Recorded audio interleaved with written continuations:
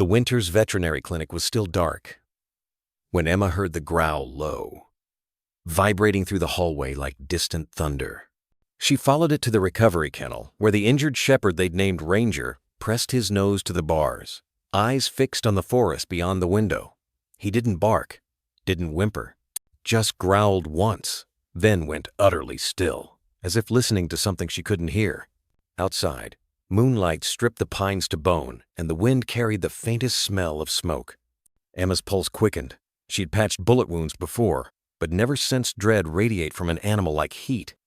When she opened the door, Ranger limped to the glass, ears pinned, gaze unwavering at a single patch of trees, as if memory itself waited there. Emma realized this dog hadn't stumbled into their lives. He'd been driven here by whatever haunted those woods. And now, whether she liked it or not, they were part of his unfinished story. The fog rolled over Oak Ridge like a slow-moving tide, soft and colorless, curling through the trees in muffling sound. On mornings like this, everything felt a little quieter. Even the birds held their breath. Emma Winters, 10 years old and barefoot in the dew-wet grass, stood at the edge of the fence line behind her house. The woods had always called to her, not with words, but with that still kind of magic that made a girl feel like she could find something no one else had seen. Her raincoat flapped in the breeze as she clutched her flashlight, not for the darkness, but because the fog made the day feel like dusk. She hadn't meant to go far, just follow the trail to the creek, maybe skip stones. But today her feet wandered further, down the overgrown trail her father once used when he went hunting, back when he was still alive. She hadn't gone that way since the funeral. It was the sound that stopped her. Not loud, not urgent, a whimper. Barely there. She turned, looked toward the edge of the ravine, the part where the cliff jutted out and dropped into a dry creek bed below. Her heart ticked faster. She shouldn't be this far alone. But the sound came again, ragged, in pain, alive. Emma's breath fogged the air as she stepped closer, gripping the bark of a leaning tree for balance. She peered over. At first, she saw nothing but gray mist moving through broken branches. Then, a shape, a body, curled awkwardly among the rocks and leaves, barely visible. A dog. Her heart dropped. German shepherd, by the size and color. Large, maybe full-grown. Its fur was darkened with blood near the hind leg, and something about the way it breathed shallow, labored, made her feel cold inside. She scrambled down the rocky incline, feet slipping, palms scraping bark and stone. "It's okay," she whispered, though she wasn't sure to whom, herself or the dog. "It's okay. I'm coming." When she reached him, she dropped to her knees, the gravel biting into her skin. His flank rose and fell barely. One eye fluttered open. It was cloudy, unfocused. He didn't growl, didn't bark, just looked at her, quiet, as if he'd already seen the end, and this moment was a memory. "Hey!" Her voice broke. She reached out slowly. His body flinched, but he didn't move away. She saw the bullet wound, crusted and swollen near his ribs. The back leg hung limp. His fur was tangled with burrs, dried blood, and what looked like burn marks, old, healed over in scar tissue. She touched his neck. No collar, no tag, no sign he belonged to anyone. "You're not supposed to be here," she whispered. But her fingers gently touched his paw, and something in her, the part that still believed in the things her dad once told her, whispered back, "Some dogs don't just get lost. Some are sent." She looked up the slope. No way she could carry him alone, but she could run. She could run faster than ever before. Emma sprinted back home like her shoes were on fire, yelling before she reached the porch, "Mom! Mom, hurry!" Rebecca Winters, still in scrubs from the overnight shift at her small animal clinic, stepped outside with a coffee mug in hand. "Emma, what's—" "There's a dog. In the ravine. He's hurt bad, like bleeding. I think he's dying, Mom. Is end on." Rebecca didn't ask questions. She set the mug down, grabbed her vet bag, and followed her daughter into the fog. They reached the ravine together, and when Rebecca knelt beside the animal, her face changed professional, but distant. She checked pulse, eyes, ribs. "This dog's been shot," she said. "Legs fractured, and he's dehydrated. Bad. Can we save him?" Rebecca hesitated. The pause felt long. Too long. "Mom, please. He's in shock, honey. If we move him wrong, please. Rebecca looked at her daughter, her face streaked with sweat and fear, hands already dirty from trying to help. The kind of look that reminded her too much of another time, another set of eyes, smaller hands, reaching toward a father they couldn't save. She nodded. Okay, but we need to work fast. With practiced care, Rebecca stabilized the dog with a portable IV and made a stretcher out of Emma's old sleeping bag. They carried him up together, each footstep careful, until they reached the back door of the clinic. The closed sign swung gently as they pushed through. Inside, the dog lay still on the table. The fluorescent light above made his wounds look worse. Rebecca worked quickly, checking vitals, cleaning blood, preparing antibiotics. Emma stood by his head, whispering the whole time, her voice low and even. "You're gonna be okay," she said. "I promise." When Rebecca finally finished and the dog was resting beneath a heated blanket, Emma sat beside him, holding his paw. "I'm gonna call you Ranger," she said softly, "because someone needs to watch the woods." He didn't respond, not with a bark or a tail wag, but his eye just one opened and met hers. And it stayed there, watching, as if measuring her soul. The clinic smelled like antiseptic and old pine shavings, clean, but lived in. Emma sat cross-legged on the floor near the recovery table, her eyes locked on the German shepherd under the heat lamp. He hadn't moved much in the last hour, but his chest still rose, barely, shallow, ragged, but alive. Rebecca stood at the counter, her gloves still streaked faintly with iodine.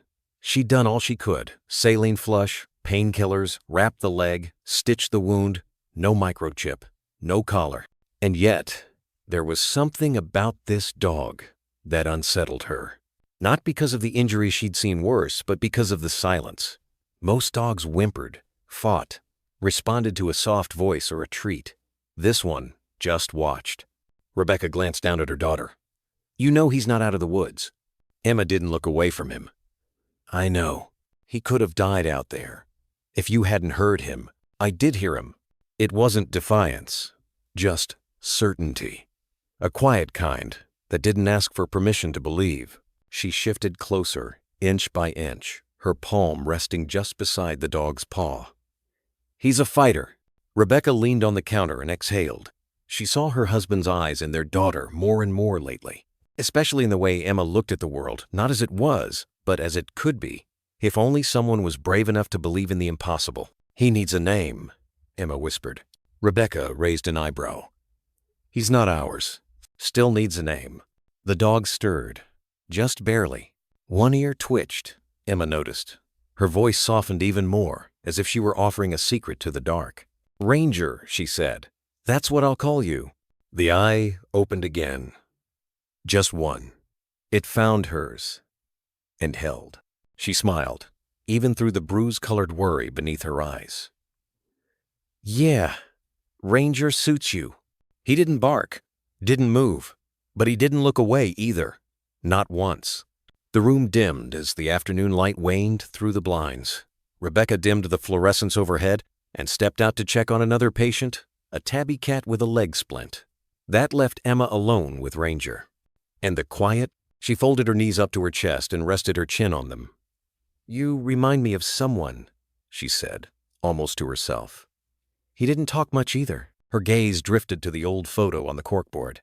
A man in uniform, holding a little girl upside down by her ankles, both of them laughing, caught mid-motion, a German shepherd puppy at their feet. "Dad always said dogs don't just show up," she murmured. "The good ones? They're sent." She closed her eyes. It was a rainy afternoon, the day her father taught her how to listen.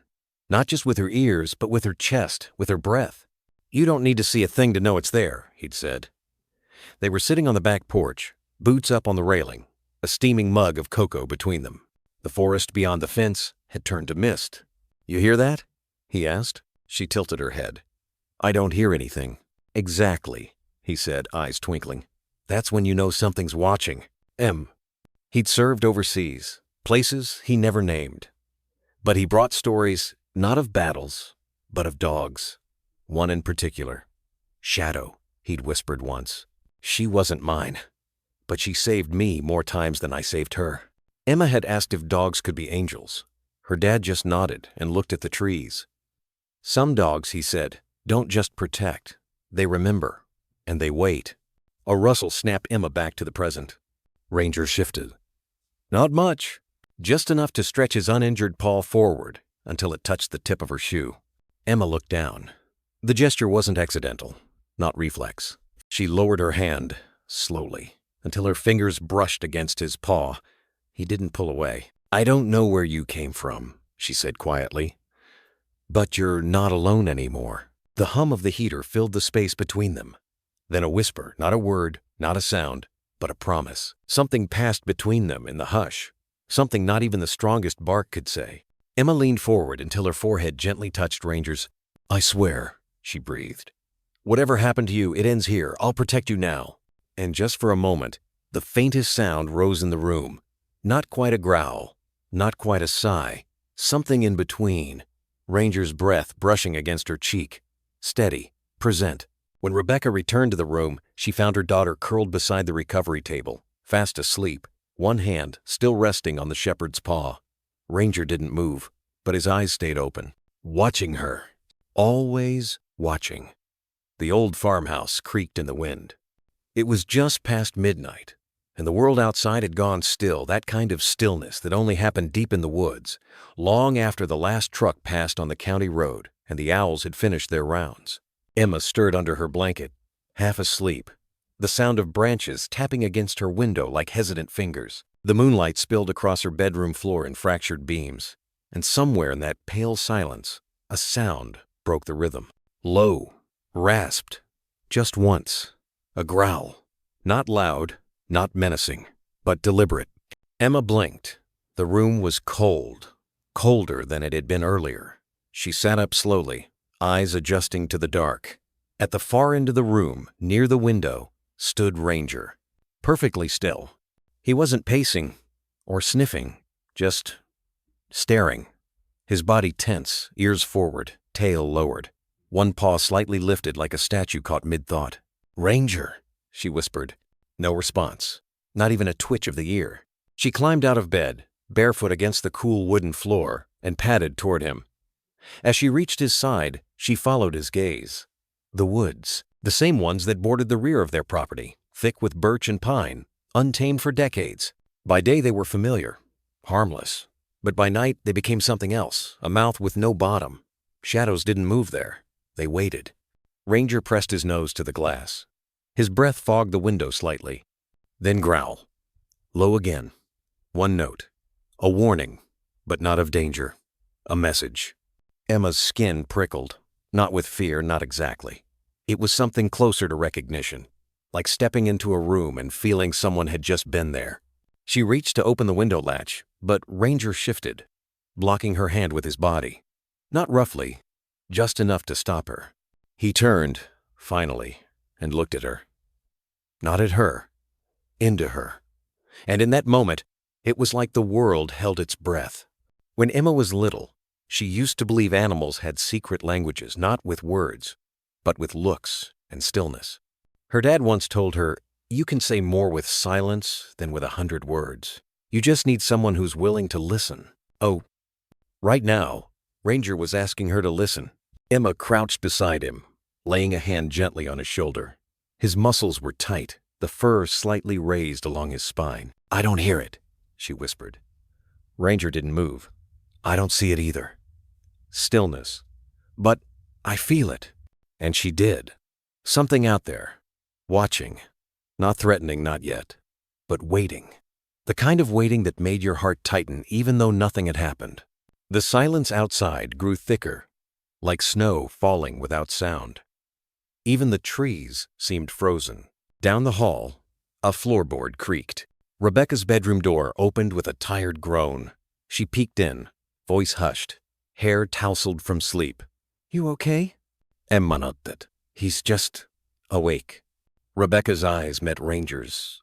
Something passed between them, the kind of unease only mothers and war veterans could understand. She stepped closer, rubbing her arms against the chill. He shouldn't be on his feet with that leg. Emma didn't answer. Neither did Ranger. The dog just returned his gaze to the woods. Rebecca studied him a moment longer, then sighed. All right, but no heroics tonight, okay? She said, mostly to Emma. Emma nodded again, but her eyes didn't leave the window. Rebecca padded back down the hall. The door closed, and in the silence that followed, Emma finally spoke again. "You've seen it before, haven't you?" she asked. Ranger's only reply was a slow exhale through his nose, followed by the barest movement, a shift in weight, like he was readying himself to act but hadn't been given the signal. The moon dipped behind clouds. The room dimmed. Emma leaned her forehead against the cold glass beside Ranger's breath, mingling with his on the window pane. She remembered the stories her father used to tell, of dogs who could sense things before they happened, who knew where the bombs were buried before the ground even shifted, who barked once and saved lives. Ranger didn't bark. Not tonight. Just one growl. That meant something. That was something.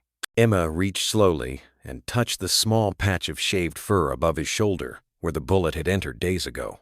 Beneath it, the skin pulsed steadily, alive, stronger than he looked.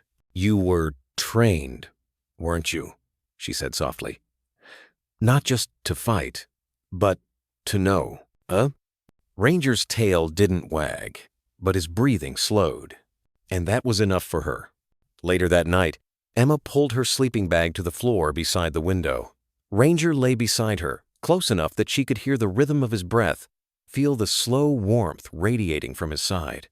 She didn't sleep easily, because now she knew something had come out of those woods, or was about to. And Ranger, the silent, broken dog with a bullet scar and unreadable eyes, wasn't just healing. He was waiting. And whatever he was waiting for, it wasn't over yet. It happened just before sunrise, when the light isn't light yet, only the pale suggestion of it.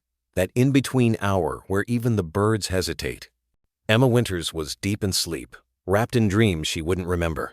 Outside, the forest stood breathless. The wind held back. The world waited. Then came the sound. A single bark. Not frantic. Not repeated. Just one. Sharp. Precise. Like the breaking of glass across a silent room. Emma jolted upright. Her heart didn't know why it beat so hard, yet it just did. For a moment, she sat in the dark, listening. No follow-up bark. No movement. Just stillness. But not the peaceful kind. The kind that comes after something. She pushed off the covers and crept toward the door. The old wood floor was cold beneath her soles. When she opened her bedroom door, she saw it. Ranger, standing rigid in the hallway, ears pointed, body tense, as if locked in a memory that had just stepped into the present. "Ranger?" she whispered. He turned his head once, made eye contact. Then he walked. No hesitation, no backward glance. Just straight down the hall and toward the back porch. Emma didn't grab a coat or shoes. She just followed. The air outside bit at her skin dry, crisp and touched with frost. The dew hadn't yet burned off, and the grass crunched softly beneath her feet. The sky was still dark blue at the edges, but a band of pink was just beginning to stretch above the tree line. Ranger moved ahead of her, limping slightly but determined, nose low to the ground. He paused at the edge of the tree line behind the clinic, then veered left toward the clearing that dipped behind the old fence. Emma had been here before. A patch of land nothing grew well on, just brittle weeds and cracked earth. She remembered her father once telling her it was bad dirt land that didn't forget. Now, Ranger stopped, right at the center. He lowered his snout, then pawed at the ground twice, firmly. Emma approached, confused. "What is it?" He backed up one step, then looked at her, waiting. It wasn't random. It was intentional. She knelt, brushing aside the frost-dusted topsoil with her hands. The ground was loose, like it had been disturbed before. She dug faster. The earth gave way more easily than it should have. Just beneath the surface, her fingers struck wood. She froze. For a second, her breath caught in her throat, not because of what it was, but because of what it might be. Ranger sat quietly beside her now, watching. Emma cleared the remaining dirt. A box. Small. Weathered. Maybe the size of a shoebox, but older. Handmade. No lock, but bound with a loop of red string, frayed and faded with time. Her fingers trembled slightly as she untied it. The lid creaked. Inside, a few objects. carefully placed. A child's bracelet plastic bead spelling out LULU in faded pink. A small molar, a child's tooth, wrapped in worn tissue. And a length of red rope coiled tightly. That was it, but it felt like too much. Her throat tightened. She looked up at Ranger. He wasn't looking at the box. He was looking at the woods. Eyes narrowed. Ears flat. Emma followed his gaze, but saw only the stillness of trees. Yet the feeling was there again. That presence. The same one she felt when he growled at the window. Something had been here. Maybe still was. Emma stood slowly, the box cradled in her hands like it held something fragile or haunted. She didn't say anything for a long while. Neither did Ranger. But something inside her shifted like a door creaking open at the far end of memory. She didn't know what the items meant. Not yet. But Ranger did. He had barked just once. Just enough to wake her. Just enough to start this. Later, when they returned to the house, Emma set the box on the kitchen table. The sun had begun to rise in full, light spilling through the window in fractured gold. She reached out and ran a hand gently over Ranger's head. He didn't wag his tail, didn't move, but his eyes never left hers. "You wanted me to find it," she murmured. Ranger blinked slowly, then rested his head on the floor, finally exhaling. He had held it in all night. That single bark, it had cost something, but it had begun everything. The box sat on the kitchen table, like it didn't belong, as if the house itself was holding its breath. Emma stood over it, arms crossed, heart thudding with something between fear and a question she hadn't found words for yet. The morning light was stronger now, spilling through the window panes in quiet beams, but even that warmth couldn't soften the unease that had settled into the room. Ranger lay beside the back door, head down, eyes watching, always watching. Emma hadn't opened the box again since she and Ranger dug it up. She hadn't needed to. Those three objects were still clear in her mind.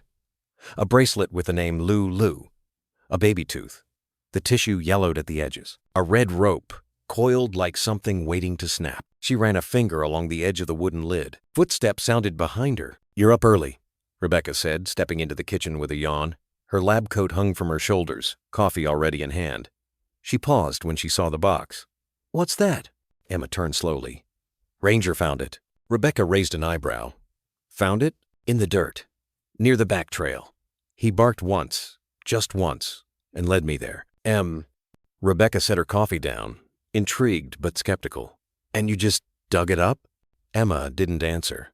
She pushed the box gently toward her mother and opened the lid. Rebecca leaned over, peering inside. She was quiet for a long time.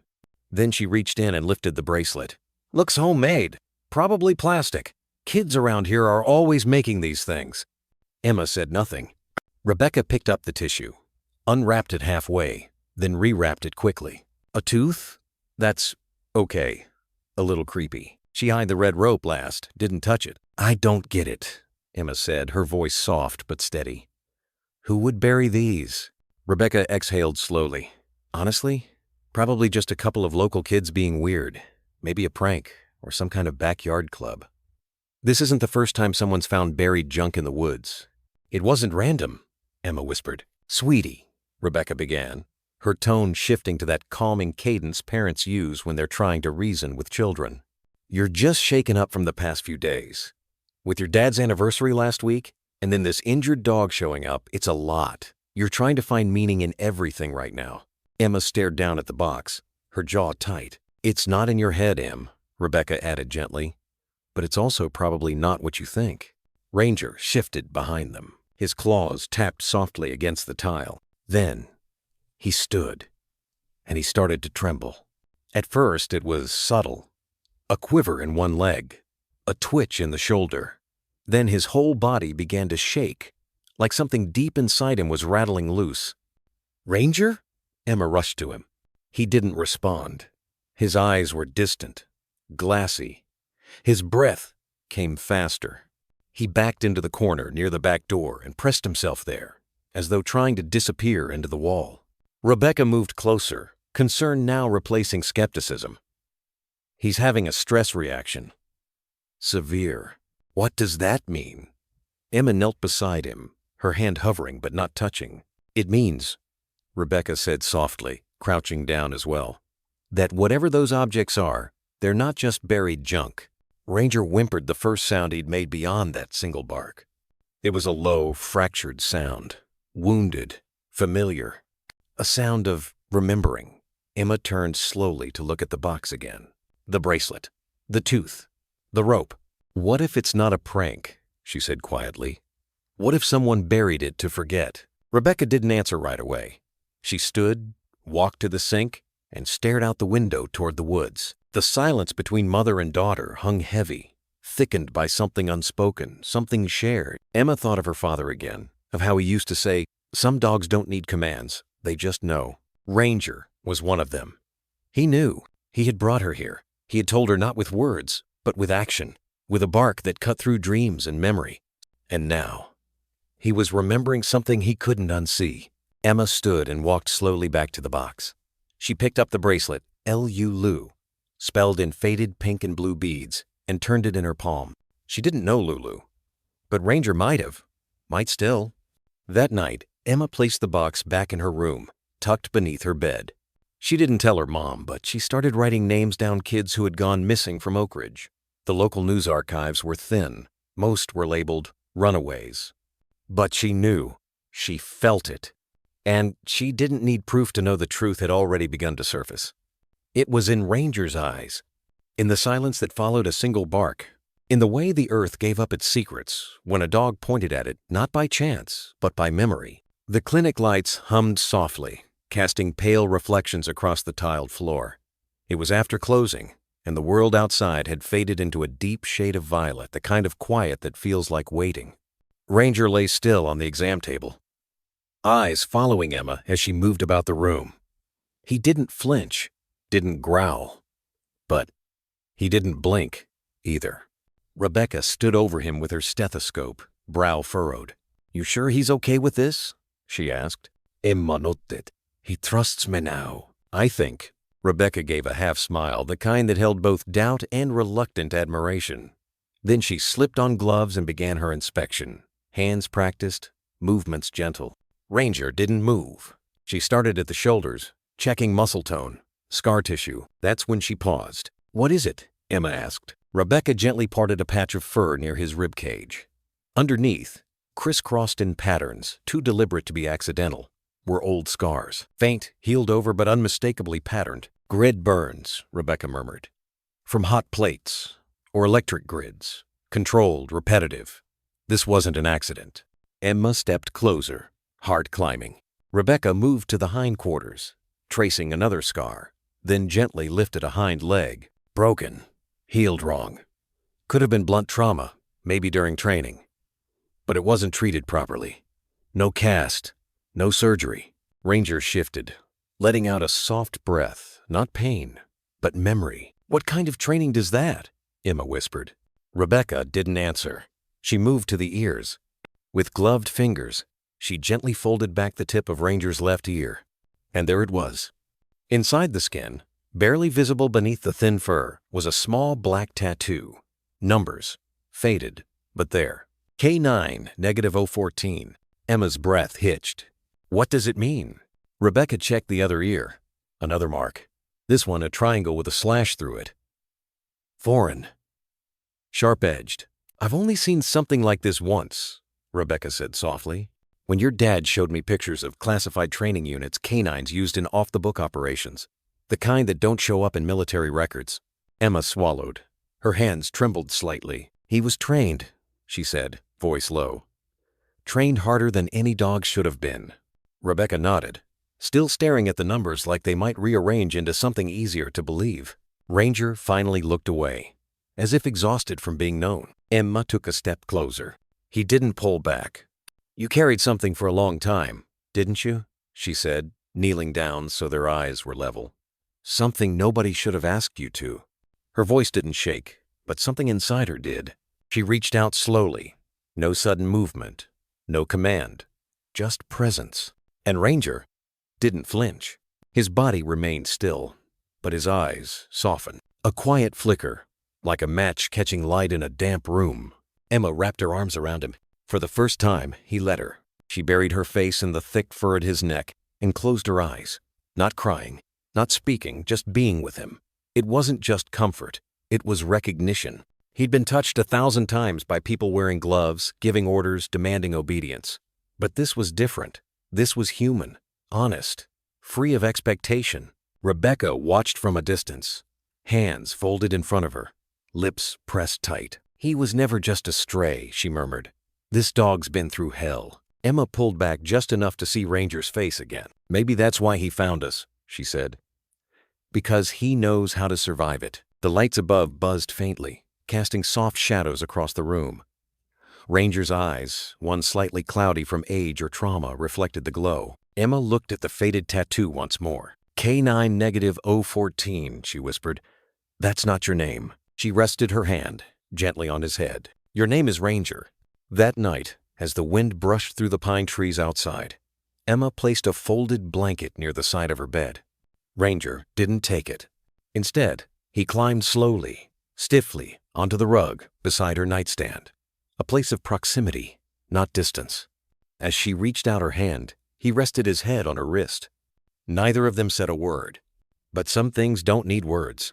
Some things are shared in silence, in scars, in trust earned one breath at a time. The fog had begun to lift by morning, but the air still carried a hush, the kind that made even birdsong seem reluctant. The forest behind the Winters property stretched far beyond what most locals dared to explore, tangled with bramble and memory. Emma had been told as a child to stay near the creek and never wander past the second ridge. But today, Ranger didn't ask for permission. He simply walked. No collar, no leash, just purpose. Emma followed in silence. His gait, though stiff from injury, had a strange certainty to it, as if his legs remembered something his mind hadn't yet recovered. Each step deeper into the woods felt like falling backward through time. The trail beneath them narrowed until there was no trail at all, only leaf mulch and the ghost of forgotten paths. Branches scraped at her arms as she pushed past low-hanging limbs. Ranger never looked back. "Where are you going?" she whispered, though not expecting an answer. The forest shifted around them, darker now. The canopy thickened, the sunlight fractured into thin lines, trembling between trees, like secrets on the verge of being told. And then she saw them. Scratches. At first, they seemed like marks from deer antlers or weathered bark. But when she stepped closer, her breath caught. 4 parallel lines, etched deliberately, repeating in rhythm not from a creature foraging, but from claws or tools, from something that wanted to be remembered. Every other tree on the narrow slope bore them. Ranger stopped at the base of a gnarled cedar and raised his head toward the scarred bark. A low whine escaped his throat. Emma crouched beside him. "These marks, were you here before?" Ranger didn't respond, but his body was rigid, tail low, ears twitching at sounds she couldn't hear. As she rose, her eyes caught something glinting from a nearby tree limb. She stepped closer and froze. A chain collar. Old, rusted, hanging from a nail that had grown into the bark like a forgotten oath. The tag was gone, corroded away, but the link still held shape. A collar meant not to identify, but to restrain. Just beneath it, 2 more hung smaller, tangled together like a nest of metal vines. She reached up with hesitant fingers and touched one. It was cold, too cold for the summer air. The silence was thicker now. The woods weren't just still, they were listening. Emma turned to Ranger, who stood staring at a moss-covered stump several feet away. He hadn't moved, hadn't blinked, just stood like a sentinel. She walked slowly to his side, every leaf crunching like thunder beneath her boots. "What is it?" she whispered. Ranger didn't answer. He only stared. The stump had once been a tree of size, its rings wide and numerous, sliced clean by something deliberate. Around it, the earth was disturbed, softer than the rest, and peppered with small rocks arranged in crude shapes, crosses, stars, triangles. Some etched into the wood, some half-buried. Emma reached out and brushed her hand across the stump surface. Burn marks, as if someone had placed something hot on it repeatedly. Ranger whimpered, a low, strangled sound that seemed to come from deep within him, not pain, but grief, memory. Emma knelt down. "Were you here?" she asked. Ranger took 1 step forward, then another. He placed his paw gently on the stump. And then he sat. His eyes didn't leave the wood, but they weren't blank anymore. They were filled with something heavy, the way people look at gravestones, of those they still talk to in dreams. Emma swallowed hard. What happened here? The wind shifted. Far off, a branch cracked. Then silence again. She took out her phone and snapped a few photos of the collars, the stump, the marks. Not because she expected anyone to believe her, but because something told her one day they might have to. Ranger rose, muscles tight, tail straight. He turned abruptly and began walking again, no hesitation, as if now the path had been confirmed. Emma followed without question. For the next mile, the forest became stranger. A child's shoe, half buried in soil, a broken camera lens, plastic zip ties dangling from low branches like forgotten warning. And then the trees began thinning. Ranger stopped again, this time beside a fallen log, decayed and split open. Within the hollow, a strip of cloth red, frayed, and stained. She tugged at it gently, and it came loose, like a memory dislodged. It wasn't just a strip, it was a blindfold. Emma's hands trembled. She looked down at Ranger, who sat once again, watching her, not in fear, in patience, like he was waiting for her to see. She folded the cloth, placed it carefully in her backpack, and whispered, "Okay." The woods felt different now, less haunted, more honest. Because something here wasn't just forgotten, it was buried. And Ranger hadn't just come to show her, he had come to dig it up. The sun was dipping low behind the tree line when Emma finally sat at her father's old desk. The surface was still marked with faint knife scores from his days whittling during phone calls, and a worn spot beneath the lamp where his elbows used to rest. It smelled faintly of cedar and ink, a quiet reminder that he had once been here, solving puzzles no one else wanted to look at too closely. Ranger lay curled beneath her chair, silent but watchful. He hadn't taken his eyes off her since they came back from the woods. Emma opened the laptop. The Wi-Fi in the house was spotty at best, but after 3 reloads and a curse under her breath, the county record site finally loaded. She typed in the first thing that came to her mind. Missing children. Oak Ridge. Nothing. She tried again, narrowing the range. Children missing in Oak Ridge County past 10 years. Still sparse. The site showed only 2 reported runaways, both teenagers, both with a line that made her stomach turn. Closed. Presumed runaway. No further details. No follow-up. No resolution. Her fingers hovered over the keys. Then she remembered something. Her dad used to say, "Don't search for what people want you to find. Search for what they want you to forget." She opened a browser tab to an old blog she remembered, a community-run page that her father once contributed to. Local accounts, rumors, photos, handwritten letters, scanned and uploaded by people who still believed what the official channels wouldn't. She typed, "Unsolved, Oak Ridge Cabin Fire." And there it was, buried 6 years deep into the archives. The 19th of October, small structure fire off Route 12 near Red Hollow claimed the life of a child. Cabin destroyed. Remains believed to be those of Tyler Grady, age 7. Official cause, electrical malfunction. File closed. No foul play suspected. Emma stared at the grainy photo embedded in the post. A small boy. Brown hair, uneven bangs. Wide smile with a missing front tooth. Behind him, a dog, part shadow, part blur, a shepherd or something close to it. Ears perked, nose brushing the boy's shoulder. Tyler Grady. Her throat tightened. She clicked on another link from a comment thread beneath the post, a PDF scan from a local news clipping. It mentioned how Tyler had been living with his uncle during the time of the fire, while his mother was receiving inpatient care out of state. There'd been no clear photo of the remains. No funeral, just a cremation paid for by the state, and a line that read, "Declared deceased due to circumstantial evidence." No DNA, no autopsy, just a presumption. Emma sat back in the chair, heart thudding. She turned to look at Ranger. His eyes met hers, steady, expectant. She clicked back to the county archives and dug deeper, entering manual search terms. Missing children, Oak Ridge 2010, 2020. More entries appeared. None of them front-page material, just blurbs. Caitlin Mercer, age 12, last seen walking home from school. Dylan Price, 9, went missing during a camping trip. Runaway suspected, no signs of foul play. 3 children, all within a 12-mile radius, all within a decade, all labeled runaway, all forgotten. Emma opened a document and began typing their names in a list. She cross-referenced locations and dates. A pattern began to emerge, vague but chilling. All 3 disappearances occurred near wooded areas or property bordering government land. All 3 children had no father figures in their lives, either single mothers or absent parents. All 3 were listed under vague psychological profiles: troubled, sensitive, or withdrawn. Easy to dismiss, easy to erase. She reached again for the PDF of Tyler's article and zoomed in on the background on the dog. The ears, the fur, the stance. It was a long shot, but Emma crouched next to Ranger, phone in hand. "Is this you?" she whispered, holding up the photo. Ranger stared at it. His head tilted slightly. He gave one slow, deliberate blink. Not a confirmation. Not a denial, but a pause full of meaning. Emma reached out and placed her hand over his. "We're not crazy," she said softly. "There's something here. You knew that boy, didn't you?"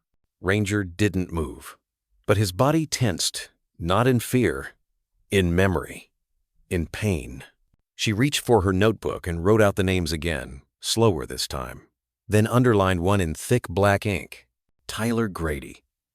Because of all the names, his hurt the most. Presumed dead, but no evidence. A photo with a dog that looked far too familiar, and a cabin fire with no clear cause. A whisper entered her memory, something from when she was a little girl. Her father had once told her bedtime stories about fires that weren't accidents, about smoke used to hide secrets. At the time, she thought he was being poetic. Now she wondered if he was trying to prepare her. She saved the files, made copies on a flash drive, and backed them up to her cloud. If something was happening to kids out here, and Ranger had survived it, then maybe Tyler had too. But that begged the question, if he didn't die in that fire, where was he now? The bell over the sheriff's office door jingled as Emma stepped inside, the sound too cheerful for the way her stomach felt. Ranger followed close, his steps silent but heavy, nails tapping softly against the scuffed linoleum floor. The front office was empty except for a dusty ficus in the corner and a chipped "Back in 5" sign hanging slightly askew. But from behind the frosted glass of the inner office, she could hear country radio humming low and the clatter of keys. Sheriff Bill Harrow emerged a moment later, wearing the same wide belt and weathered boots she remembered from childhood. His face hadn't changed much either, leathery from too much sun, mustache trimmed close, and eyes that always squinted like he didn't quite trust the light. "Well, I'll be," he said, tipping his head. "Rebecca's girl. Been a while, hasn't it?" "He, Sheriff." His gaze flicked to Ranger. "You bring a bodyguard?" Emma didn't smile. "Can we talk? It's important." He gestured toward the inner office. "Come on back." The office smelled like old paper and coffee burned hours ago. Sheriff Harrow settled behind his desk and leaned back in the creaky leather chair like a man who'd already decided the conversation wasn't going anywhere. Emma remained standing. Ranger did too. "I found something," she said. "Out near the tree line, where no one goes." She placed the folder on his desk. Inside were the printouts, news clippings, missing child reports, and the photo of Tyler Grady circled in red. The sheriff flipped through them slowly. Too slowly, like he was just pretending to read. "3 kids," she said, trying to control the quiver in her voice. "Caitlin, Dylan, and Tyler, all marked as runaways. But Tyler was never found. They just assumed—" "I remember the fire," Harrow interrupted. "Tragic, but there was no DNA confirmation, no remains, just a cabin that burned, and a boy declared dead." "And what makes you think there's more to it?" he asked, tone light but edges sharp. Emma glanced down at Ranger. "Because of him. Because he led me to a box. Because he knew something was there." The sheriff chuckled and leaned forward, resting his elbows on the desk. "Emma, your daddy used to come in here with the same look in his eye. Said there were things in these woods people weren't talking about. Government ghosts, secret projects. You know how many late nights he sat where you're standing now?" She didn't answer. He smiled, but it didn't reach his eyes. "You've got an imagination like your daddy." He patted the top of her head like she was still 10. Maybe stick to helping your mama out at the clinic. Let the sheriffing stay with the sheriffs, huh? Emma's jaw clenched. She gathered the folder back into her arms without a word. Her cheeks burned not from shame, but from that old hollow feeling she used to get when adults pretended they were listening but never really were. As she turned to leave, Ranger paused.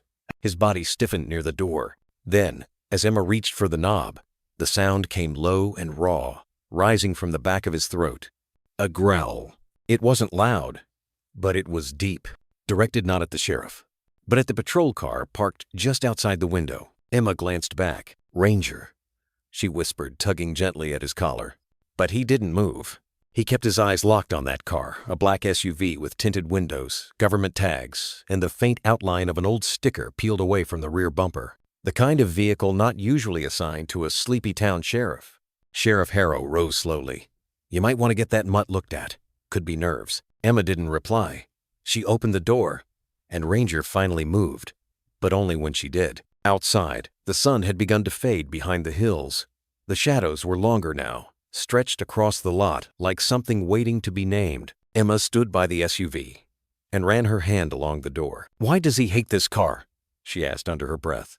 Ranger sat beside her, tail still, ears forward, muscles locked. She looked through the tinted glass. Nothing visible, but then she noticed it.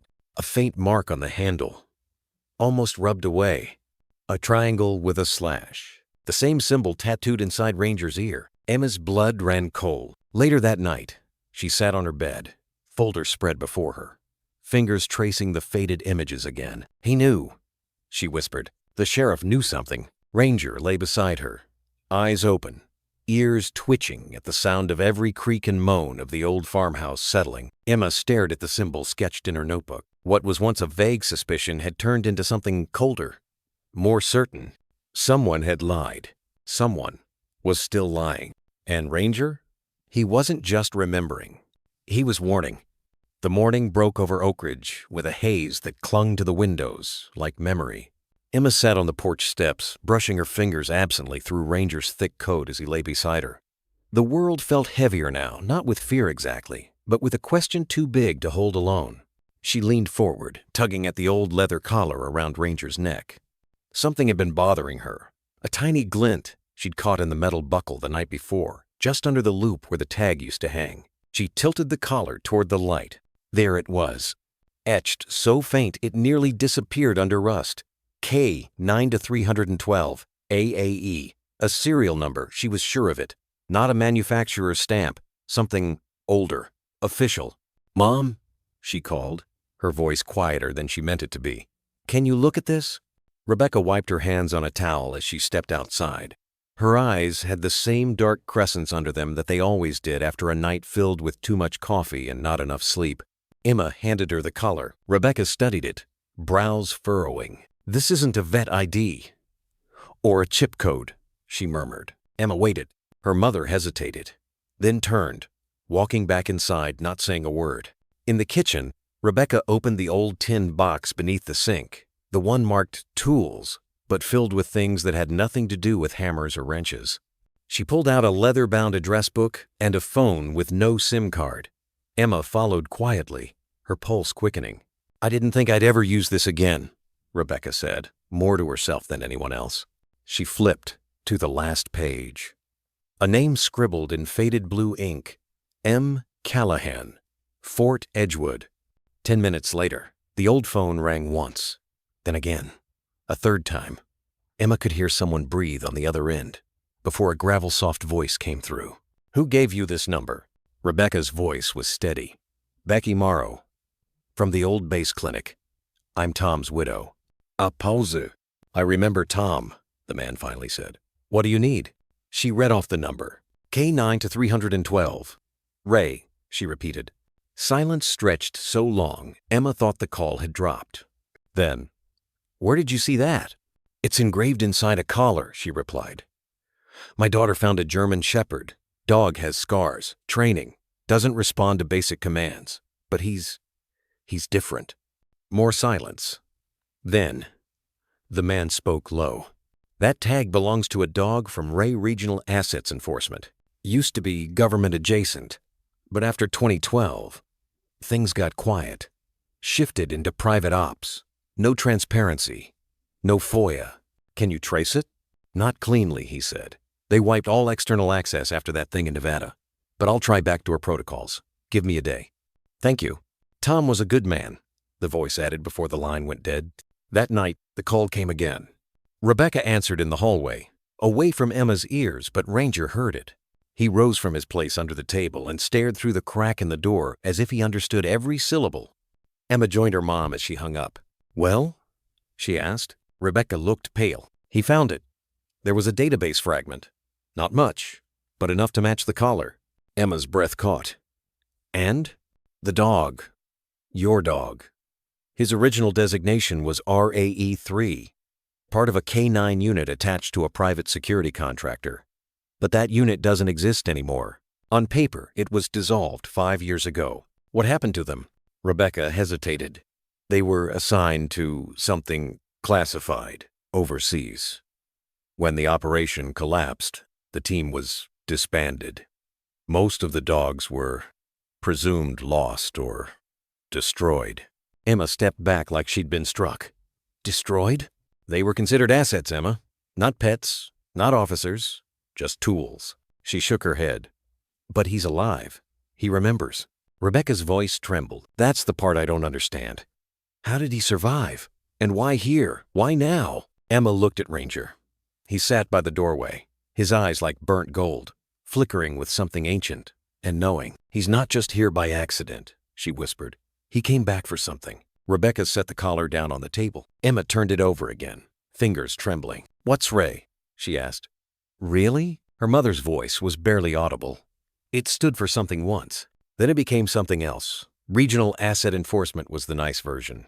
But Tom used to call it something different. Emma waited. Rebecca closed her eyes. Rogue Animal Experiments. Outside, the wind rose suddenly sharp, urgent. A branch scraped the window like a finger tracing a name. Ranger stood again, tail stiff, ears flat. He walked to the edge of the porch and stared into the dark trees beyond. Emma followed his gaze. She didn't know what she was looking for, but she knew this. The code inside that collar wasn't a mistake. It was the beginning of something buried, something that never wanted to be found. And Ranger, he wasn't just a survivor. He was a witness. The rain had rolled in quietly that morning, hanging over Oak Ridge like a wet breath. Rebecca stood by the clinic's backroom counter, eyes locked on the handheld scanner in her hand. Ranger sat motionless on the examination table, his body tense but compliant, as though he remembered this posture from a long time ago. Emma stood close, chewing her thumb, watching everything. Ready? Rebecca asked, though the question felt rhetorical. She pressed the scanner gently against the fur between Ranger's shoulders. A soft beep echoed in the sterile room. For a moment, nothing followed then. Suddenly, the screen flickered. Rebecca's brow furrowed. She adjusted the scanner and tried again. Another beep. This time, a string of numbers flashed. But instead of the usual identification line for a domestic microchip-like name, vet registry, vaccination date, it simply read, FREQ 13, B defunct Rayo. Rebecca blinked. What the? Emma leaned closer. Is that a military code? Rebecca didn't answer immediately. She set the scanner down and walked to the old cabinet in the far corner, unlocking it with the key she kept in her coat pocket. From inside, she pulled out a clunky, dust-covered receiver, something Tom had kept since his deployment, a relic of another life. What is that? Emma whispered. HF transceiver, portable. Rebecca powered it up, plugged in the long cord, and adjusted the dials with the muscle memory of someone who once knew what to fear. The receiver hissed, then popped. A soft broken pulse began zit, zit, zit, then cut. She triangulated the signal again, isolating the burst frequency. The display flickered green. Then coordinates appeared. Rebecca leaned in, reading the tiny screen aloud. Ladder 38.7142. Long, minus 121.3929. Her voice lowered. That's near Devil's Hollow. Emma's stomach turned. You mean the burned-out area? Where the ranger station used to be? Ranger suddenly rose from the table. His ears flattened. And then, in one quick, unsettling movement, he leapt down and stormed to the clinic's front door. He stood there, staring at them, low growls rising from deep in his chest. Emma took a step toward him. "Ranger?"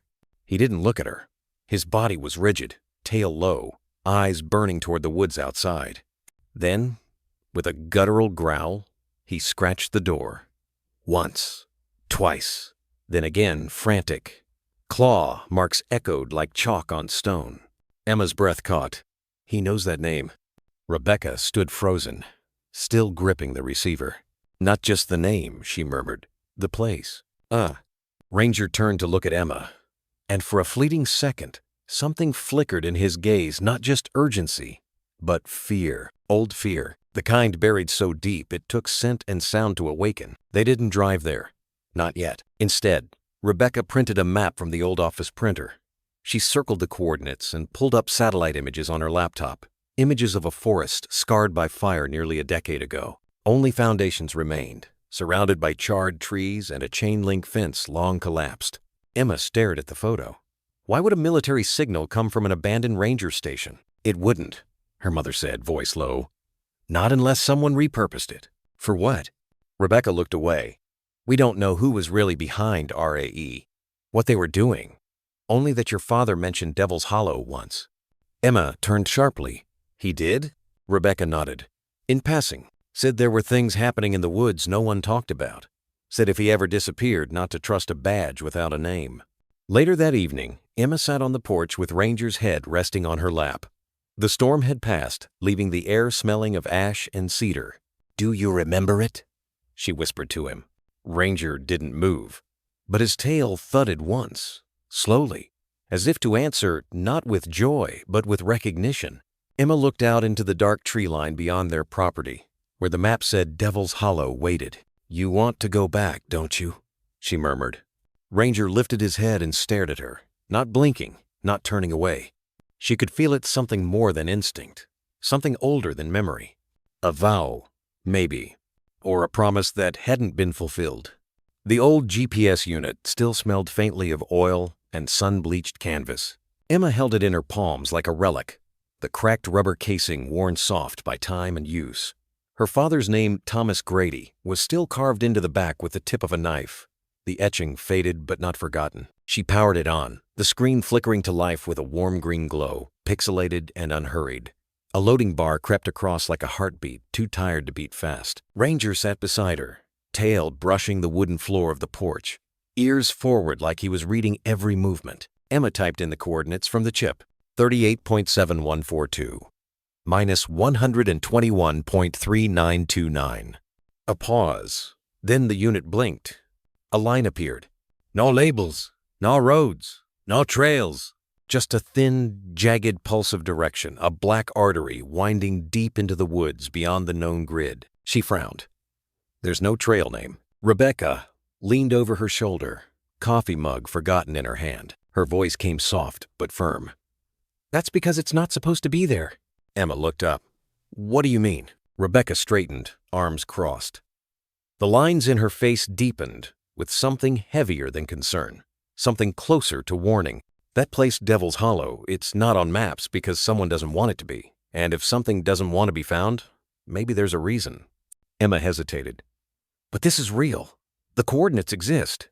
Their signal GPS doesn't lie." "Oh." Rebecca set the mug down gently, as if afraid even the sound might wake ghosts. "GPS can't lie," she said quietly. "But people can." Ranger let out a low chuff, almost a huff of agreement. Rebecca walked to the hall closet. From the top shelf, behind old boots and a faded field jacket, she pulled a brown leather journal, frayed edges, warped spine. Tom's handwriting curved across the cover in pen. Emma's breath caught. "I thought that was gone. I didn't know if you were ready." Rebecca opened it to a flagged page. There, drawn in pencil, was a map hand-sketched, rough, but unmistakably the same ridgeline as the one on the GPS screen. A looping river, a broken gulch, and one marking in the center, Omega Ray. Emma whispered. "He knew about it." Rebecca nodded slowly. "Your dad said this place wasn't just a station. It was something else, a holding area, or a test site, but he never said who built it, only that if you ever went looking. She trailed off. Emma looked up, eyes narrowed. What? Rebecca's voice was almost a whisper. He said, "You don't find that place. That place finds you." Outside, the wind shifted. Pine trees rustled in a breath that didn't belong to the season. The woods felt thicker than usual, even in daylight. And for a moment, the shadows beneath the trees seemed to pulse. Ranger stood and pressed his snout to the journal, not sniffing pointing, to the symbol. Emma turned to Rebecca, the question hanging between them. What do we do with something that isn't supposed to exist? Rebecca didn't answer, but her silence said enough. That night, Emma sat cross-legged on the floor of her room, the GPS resting beside her, blinking patiently like a heartbeat. She traced the route with her finger again and again, memorizing every turn of the digital ghost path. Ranger lay curled near her bed, but his eyes didn't close. He was awake, watching. She whispered, "I think it's calling us." The dog didn't move. Outside the window, the woods stood utterly still like they were listening too. The forest didn't whisper, it held its breath. At 4:37 a.m., the world was still made of charcoal and mist. Emma moved like a ghost across the backyard, a flashlight wrapped in red cloth to keep the beams soft, unnoticed. Ranger was already waiting by the tree line, tail stiff, eyes fixed ahead not on her, but on whatever lay beyond. She had left a note on the kitchen counter, just one sentence scribbled in hurried ink. "I have to know." With her father's old backpack slung tight against her shoulders, GPS clipped to the strap, and the journal in a Ziploc beneath her sweater, she followed Ranger into the woods, into the hush. The usual path ended quickly. Within 10 minutes, the dirt trail narrowed into brush. And within 15, even the brush gave way to wild earth. Ranger didn't slow. He moved with purpose. Like each root and stone was familiar, a memory etched into his body, not his mind. Emma stumbled twice but caught herself both times. The deeper they went, the more the air changed. Not colder, but denser. Like the trees were pressing inward, their branches curling not to block light but to muffle sound. Then she saw it. A rusted sign, nearly consumed by ivy. She pulled the vines aside. Restricted federal property. No entry. Below it, a line of smaller text, almost eaten by rust. U.S. Forestry Division, Joint Operations Base, RAE 11. Emma exhaled slowly. It's real. Ranger pressed his snout to the ground, nose twitching. His body stiffened. They kept moving. It took them another 20 minutes of switchbacks and steep climbs to reach the clearing. There were no buildings, no towers, no surveillance cameras, just a half-buried concrete slab choked by moss, with wild grass growing through cracks like veins.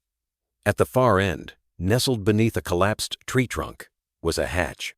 Metal, rusted, bolted, unmarked, except for one faint detail near the edge. "Oh!" Emma froze. Ranger didn't bark. He just stood still, his breath shallow, his ears tilted forward, as if listening for something far below. Emma walked to the hatch and knelt. The rust flaked under her fingers like dried blood. She ran her hand along the edge. It wasn't locked, but the handle had warped decades of rain, and time had twisted the seal shut. She tried once. It didn't budge. Again. Nothing. Then Ranger stepped forward. He didn't help. He simply placed his paw on the concrete beside her and looked her dead in the eye. And somehow, that was enough. She pressed harder, gritting her teeth, feeling the cold metal bite into her palms. And then, with a screech like bone dragging across steel, the hatch gave a half-inch. Below, blackness. A breath of air escaped upward. It didn't smell like rot. It smelled sterile. Ranger growled low, not in fear. "In memory," Emma whispered. "You've been here before." He looked down the hatch, then back at her, waiting. She slid the journal from her sweater and opened it to the marked page. The drawing of the facility wasn't complete, but her dad had sketched an entry tunnel. Sloped, reinforced, 3 levels. She ran her finger over his handwriting. One note in the margin read, "Below ground is where the story ends or begins again." Emma lowered her flashlight into the dark. Stone walls, a rusted ladder, and a silence that rang louder than wind. "I'm going in," she said. Ranger didn't hesitate. He stepped onto the ladder first, using the broken ridges of stone beside it to climb down his body, agile in ways no ordinary dog could move. Emma followed, hands trembling not from fear, but from the gravity of it all. This was no longer a mystery.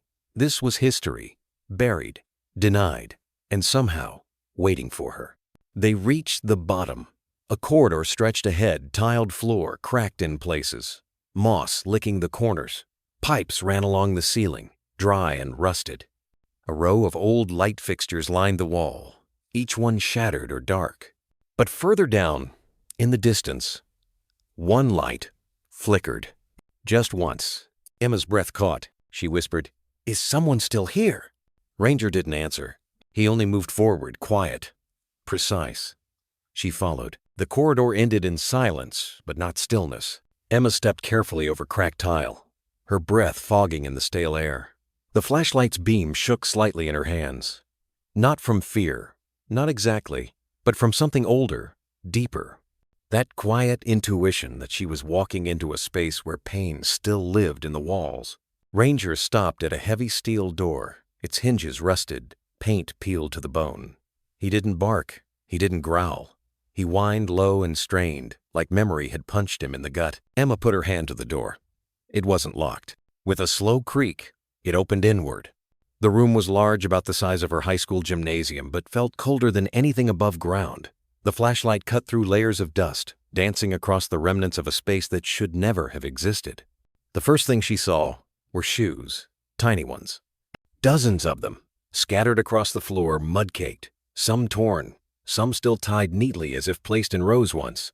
Emma froze. Then the walls. Drawings, crude, childlike, scrawled in pencil and charcoal.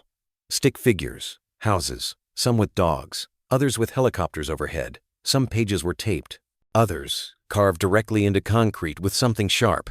One corner of the room had tally marks scratched over and over again into the surface, countless vertical lines, slashed by restless hands. Ranger stepped in, paw pads soundless on the tile. He moved like someone visiting a graveyard. Slow, measured. He paused beneath one of the drawings. Emma raised the light. A figure drawn in charcoal looked like a dog. Not just a dog. It looked like him. She glanced at Ranger, and in that moment, his head tilted just slightly, ears pulled back. He remembered. And then she saw them surveillance cameras. 4 of them, one in each corner. The red diode lights blinked. Emma's chest tightened. "They're still on." She stepped toward one of the cameras and waved. No response. But deep in her chest, something stirred. Not fear, not yet, but the feeling of being watched, not by something, but by someone who had been watching for a long, long time. Ranger sniffed along the far wall, then stopped abruptly. He sat, whimpered, then rose again, and scratched his paws, striking the surface once, twice, again, harder. Dust fell. Emma ran to his side. There was a seam hairline, barely visible unless you were looking. She crouched and pressed her fingers to it. "You found something." Ranger growled, not in warning, but insistence. Emma dropped her backpack, pulled out her pocket knife, and wedged it into the edge of the wall. The blade caught. She pushed. A section of the concrete wall shifted with a crackling groan, revealing a crawl space behind it, narrow, low, just barely tall enough for her to get through on hands and knees. Darkness breathed out from it, cool and still. Ranger stood at the entrance but didn't go in. Instead, he lay down, head low, eyes on Emma. He was staying behind. She understood. "Okay," she whispered, voice small. "I'll go." She clipped the flashlight to her collar, tightened her hoodie, and eased herself inside. The crawl space was narrow and dusty, lined with concrete and rusted pipes. Each movement sent echoes ricocheting around her scrapes, fabric brushing stone, a quiet heartbeat drumming in her ears. And then she heard it. Faint. So faint she thought at first it might be memory or imagination. But it came again. A breath. A tiny tremulous inhale, shaky and wet, like a child trying not to cry. Emma froze. Her mouth opened, but she couldn't form words. Another breath. This one. Closer. A hiccup. Then the soft sound of something shuffling against stone. She reached the end of the crawl space, where the wall split just enough for her to tilt her head. She raised the light. In the narrow hollow beyond, curled in the corner like a shadow trying to disappear, was a child. Pale, eyes wide, dirt smudged across cheeks and forehead, knees pulled tight to chest. The child flinched at the light. Emma pulled it away, aiming down. "It's okay," she whispered. "It's okay. I'm not here to hurt you." The child blinked, lips parted, breathing fast, panicked. Emma reached slowly into her bag and pulled out the granola bar she hadn't eaten. She held it out. "I'm Emma. You're safe now." No answer. Just the sound of that frantic, thin breathing. And then, a whisper. Dry, broken, barely audible. "Ranger?" Emma's heart stopped. The child had spoken, but not to her, to him. Back through the crawl space, Ranger stood silent, watching, eyes fixed on the hollow like he already knew who was inside. And Emma, hands trembling, finally asked, "What happened here?" The boy didn't flinch when Ranger crawled in. He didn't cry. He just stared wide-eyed, unblinking, like someone who had forgotten what light looked like, what it felt like to be seen. Emma had backed out of the narrow passage to give them space. Her hands were scraped, knees aching, but she didn't notice. Her eyes stayed fixed on the boy, filthy, small, barely more than a shadow tucked in the corner like an old thought no one wanted to remember. And Ranger, the dog lowered his head slowly, approaching on his belly, his ears soft and low. No growl, no bark, just presence. His tongue gently touched the boy's cheek, one, then two slow strokes. Not urgent, reverent. The boy closed his eyes. His lips moved, barely a whisper. "You came back." Emma's breath caught. He knew him. She leaned in, heart pounding. "What did you say?" The boy opened his eyes again. They were glassy, sunken. His voice rasped like dry leaves. "Ranger. He came back." The dog didn't move, except to inch closer, pressing his side against the child's legs, protective, careful. Emma swallowed hard. "What's your name?" A pause. The boy blinked. "Tyler." Emma froze. That name, the one from the missing persons list, the one the sheriff brushed off as a runaway. A cabin fear. Présumé dead. Tyler Grady, age 7, but this boy looked younger, or maybe just broken in a way years couldn't measure. "You're Tyler Grady?" she asked again, softer. He nodded, barely, and then collapsed forward straight into Ranger's fur. No resistance, no hesitation.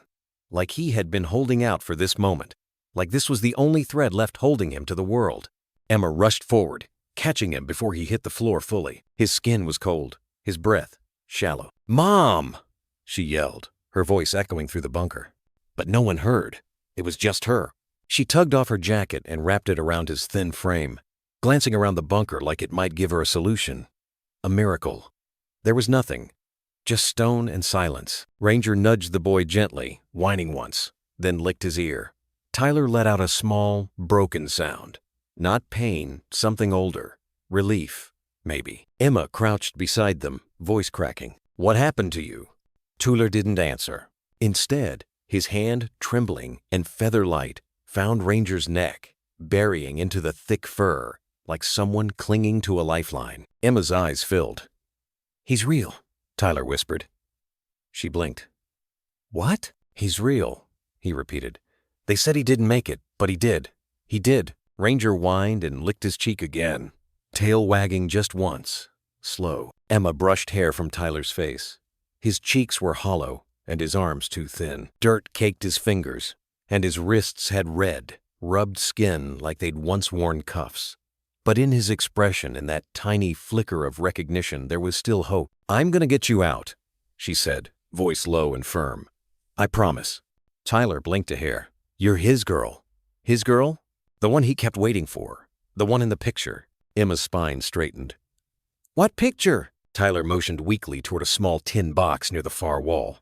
Emma crawled over, heart pounding. Inside, a folded photo, bent at the edges, creased from too many nights beneath a child's pillow.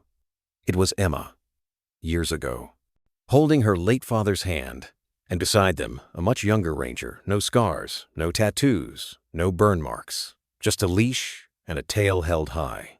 Emma stared at it like it might dissolve. He remembered, she whispered. All this time, Tyler coughed, body convulsing slightly. Ranger pressed closer, steadying him. Hey, she said, panicking now. Stay with me. I'm tired, he whispered. But I waited. Like Ranger said.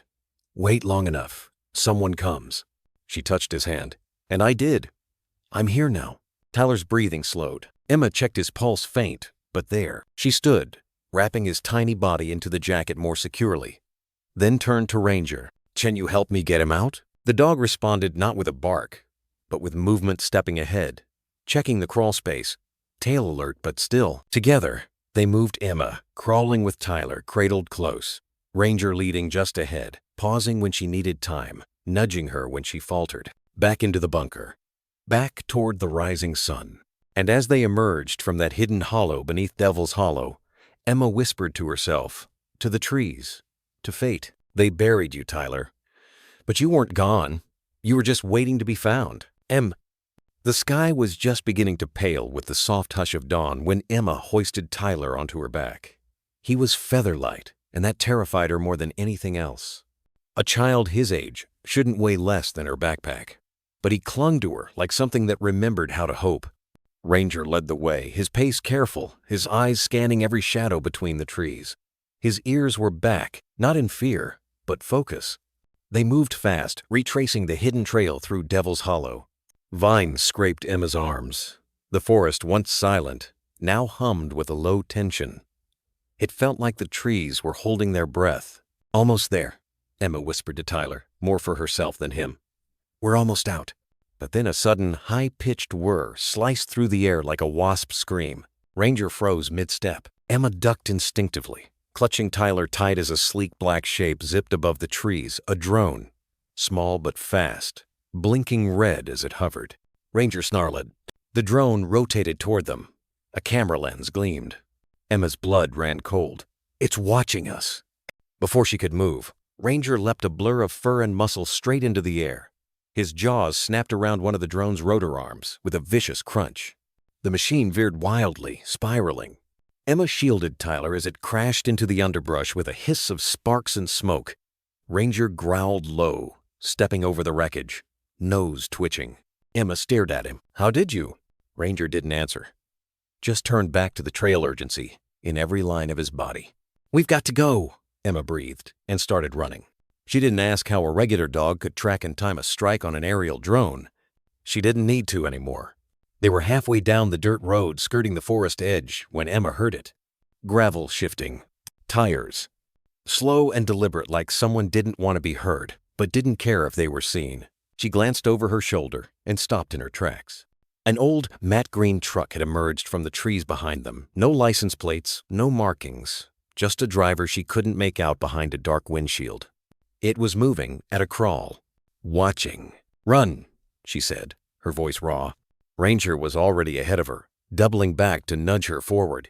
His body language had changed, not just protective now, but tactical, calculating cover, exit angles, like he'd done this before. Too many times. Emma's lungs burned as she ran. Tyler whimpered against her back. Behind them, the truck accelerated slightly. Still no sound but the crunch of gravel and the ticking of dread in her ears. They veered off the road, down a slope thick with ferns and dead leaves. Ranger darted to the left, barking once sharp and clear like a signal. Left? She guessed. He barked again. She followed. The forest swallowed them whole. Branches whipped at her face. Thorns snagged her sleeves. But she kept going. The truck couldn't follow this deep. Not here. Not unless. A low roar behind her. Not the engine. Something else. Another drone. Louder. Heavier. Emma dropped behind a fallen log, shielding Tyler with her body as Ranger circled them, ears flattened. The drone buzzed just overhead, scanning, searching. Emma gritted her teeth. She needed to think. Then she remembered. Her father's trick. She reached into her pocket and pulled out a small, cracked mirror, one he'd given her years ago for hiking, to signal planes in an emergency.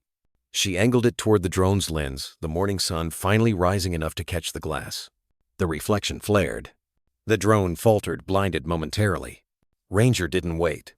He launched again, this time knocking the drone off course into a tree. The crash echoed like a gunshot through the woods. Emma stood, trembling. That was the second one. But how many more? They kept moving. The trees thinned ahead. A familiar trail marker appeared one. Her dad had carved into an old stump years ago. "We're close," she gasped. "Ranger, we're almost—" She stopped. The truck was there, waiting. It had looped around somehow, cut them off. The door opened. A man stepped out, tall, thin, wearing a ranger's uniform, but something about it was wrong. Too clean, too old. His face was pale, smiling. "Hello, sweetheart," he called, like they were neighbors at a Sunday picnic. "You lost something?" Ranger positioned himself between the man and Emma, lips curled. The man didn't flinch. "Cuda dog. Too bad he's government property." Emma took a step back. "He's not yours." The man's smile widened. "He was, and so was the boy." Emma gripped Tyler tighter. "He's not going with you." "Oh, I think he is." A low growl rumbled from Ranger's chest. The kind that wasn't a threat, it was a promise. The man hesitated, then reached behind his back. "Go!" Emma screamed. Ranger lunged. Emma ran. Through the trees, down the old maintenance path her dad had once shown her, barely more than dirt and memory now. Behind her, a struggle, a yelp, a shot. She didn't look back. Didn't stop. Not until she burst out of the woods onto the main road where a sheriff's cruiser had just turned the corner. Emma waved frantically, tears streaking her dirt-smeared face. The cruiser stopped. The deputy stepped out, hand on his weapon. And behind them, from the forest edge, came the sound of paws pounding the dirt, and then Ranger appeared. Muzzle bleeding, but alive. Still guarding, still fighting. The clinic had never felt colder. Rebecca dimmed the lights and pulled the shutters tight as dusk settled over Oak Ridge. The autumn wind howled just outside the windows, but inside, everything was still too still. The kind of silence that pressed against your chest like a weight. Tyler lay on the small recovery cot in exam room 3, the same room she usually used for sedated animals. A wool blanket covered his thin body. His eyes, wide and too old for 7, stared at the ceiling without blinking. Ranger was curled on the floor beside the cot, his body angled protectively, head resting near the boy's hand. Every so often, he lifted his head to check the door, then lowered it again, always watching. Emma sat cross-legged near the corner, her knees hugged to her chest. She hadn't spoken much since they came back. Rebecca checked Tyler's vitals again, shallow breathing, elevated pulse, no immediate signs of internal trauma. But the boy was dehydrated and starved. She'd already placed an IV. Now all she could do was wait. Tyler turned his head slowly toward her. His voice, when it came, was no more than a scrape of wind across old gravel. "He saved me before." Rebecca's hands froze. Emma leaned forward. "Who, Tyler? Ranger?" Tyler nodded just once. "But they punished him for it." The words hung in the air like frost. Rebecca exchanged a glance with Emma. "What do you mean, sweetheart?" she asked gently, crouching beside the bed. Tyler's lower lip trembled. "He wasn't supposed to help. The man said dogs are supposed to obey." But Ranger disobeyed. "For me." He reached out not for them, but for Ranger. And the dog moved without hesitation, rested his big head gently in the boy's frail hands. It was the first time Tyler smiled. Only for a second, but it was there. Rebecca swallowed hard. The sun dipped behind the hills. Shadows grew long across the linoleum floor. She turned to Emma. "Stay with him. I need to check the back doors and set the alarms." Emma nodded, but her fingers reached down and brushed against Ranger's fur, as if grounding herself. The vet moved through the narrow clinic hall, flicking off unnecessary lights. Every creak in the wooden beams felt louder than it should have been. She double-checked the locks on the front door, then the emergency exit at the back. Secure. Still, her skin itched, the way it did sometimes during night shifts when a coyote circled the kennels. Something wasn't right. She turned off the outside porch light and stood at the window for a moment, watching. The road was empty, but the trees across the street? Too still. Not a single leaf moved. Back in the exam room, Ranger's ears perked up. He rose slowly, like a soldier waking from a half-sleep. and padded to the door. His body stiffened. Then he growled, "Low! Warning!" Emma's spine snapped straight. "Mom?" she called. Rebecca was already jogging back. "What is it?" she asked. But then she heard it too, a soft click, like fingers brushing glass. She turned toward the front lobby. A silhouette passed the front window. Then another. She reached behind the counter and retrieved the emergency tranquilizer gun, the only weapon she had. Ranger let out a single bark, sharp, commanding. Tyler began to tremble. "Stay here," Rebecca told them. "No," Emma whispered. "We can't stay. They found us." The front doorknob turned once, then again. Someone tested the lock. Rebecca's breath caught. A shadow leaned close against the windowpane, peering in. Then backed away. Moments passed. Then the window cracked. Just a hairline fracture. But loud in the silence. Ranger was already at the door before Rebecca could speak, his teeth bared. Suddenly, all the lights in the clinic flickered and died. Emma gasped. Tyler cried out and tried to sit up. "Emma," Rebecca whispered, heart pounding. "Get the emergency lantern. Drawer under the sink." She moved quickly. "Found it! Switched it on!" A yellow circle of light bloomed in the dark. It was just enough to see. A figure, now standing directly outside the lobby window. He didn't move, didn't knock, just watched. Ranger growled again, deeper this time. Then glass shattered. Rebecca fired the tranquilizer, without thinking. The dart struck the window frame as the figure darted away into the dark. "Back room, go!" she shouted. They ran, Emma holding the lantern. Tyler held between them. Rebecca slammed the exam room door shut behind them, wedging an old chair beneath the knob. Heart hammering. Ranger stood in front of the boy, unmoving. A sentinel. Outside, the sound of a car engine igniting, but not speeding away. Number. Just idling. Waiting. Whoever they were, they weren't done. Emma trembled. "They're going to come back." Rebecca stared at the boy's small frame, at the loyal dog who had refused to leave him, and at her own daughter. Eyes too wide for her age. She nodded. "Yes, but not here." She put a hand on Ranger's neck. "Thank you," she whispered. Ranger didn't react.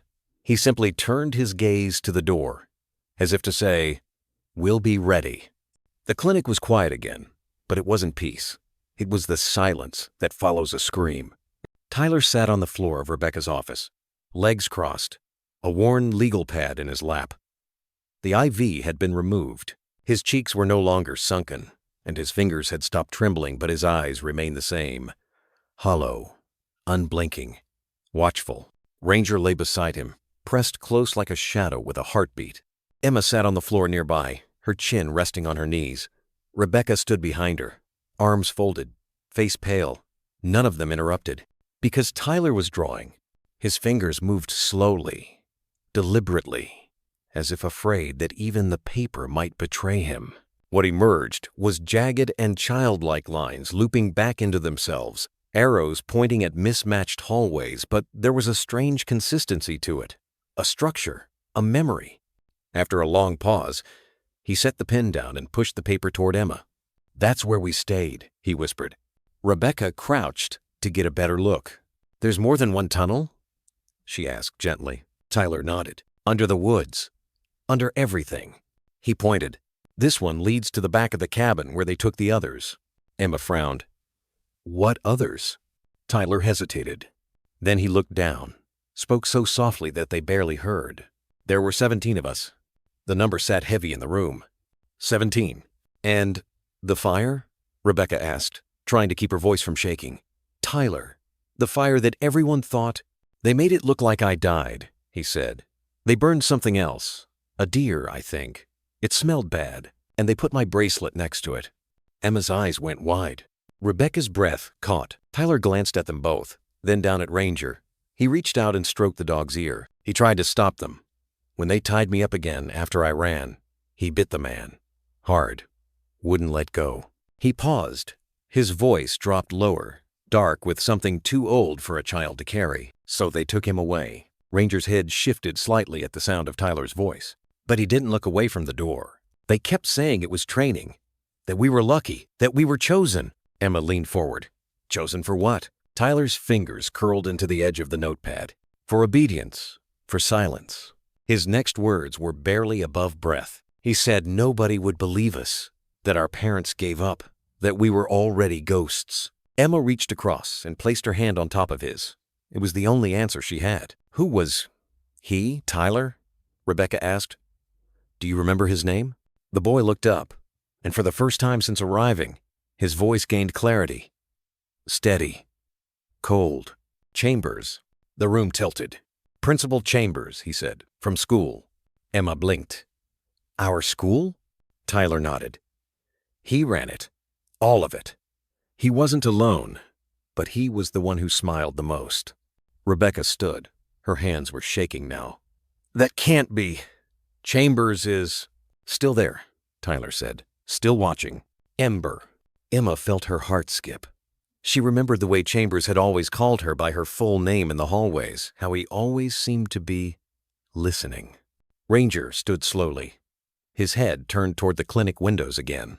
Tyler continued quietly, as if releasing something that had been trapped inside too long. They made us memorize rules. Wake up early, train like soldiers, eat only what they gave. Punishments if you cried. Worse if you tried to run. He touched the map again, his finger tracing a small box in the corner. This was the quiet room. No lights, no sounds. You stayed there until your mind stopped making noise. Emma bit her lip. Her eyes glistened. How long were you there? Tyler looked at her, but said nothing. Rebecca stepped away, pacing now. We have to tell someone. The sheriff. State police. No, Tyler suddenly shouted. Everyone froze. His voice cracked into a sob. He knows them. The sheriff knows. Rebecca froze mid-step. Emma looked at Ranger. The dog's gaze hadn't shifted. Tyler buried his face into Ranger's fur. They called him friend. That's what the man said. Don't worry, friend's coming. He'll keep them quiet. Emma felt her stomach churn. Rebecca's hands dropped to her sides. Oh my God! Tyler clung to Ranger as if he might disappear again. And now they know I'm back, he whispered. They'll come for me. No, they won't, Emma said, gently but firmly. You don't know what they did, Tyler whispered. I don't have to, she replied, because I know what Ranger would do to them. Ranger finally moved his eyes just a flick toward Emma, as if to say, yes. Rebecca knelt again, softer this time. We'll keep you safe. I promise. But we need proof, Tyler. Something that ties him to all of this. The boy wiped his nose with the back of his sleeve. There's a room, he said. Full of files, pictures. They kept track of us, like animals. Insects. Where? He tapped the map again. There, under the chapel. Rebecca inhaled sharply. Oak Ridge Middle doesn't have a chapel. Tyler nodded slowly. Not on the map. Emma stared down at the drawing. One crooked arrow led off the page past the forest, through an unmarked building, then down. They're hiding everything in plain sight, she whispered. Outside, the wind picked up. Ranger stood, and this time, he did growl. Low, threatening, a warning. It was the kind of morning that didn't feel real, the sky too blue, the air too still, as if the world itself was holding its breath. Rebecca parked outside the school where she once dropped Emma off in kindergarten. Same bricks, same bell, same perfectly trimmed hedges. But something had shifted. Or maybe she had.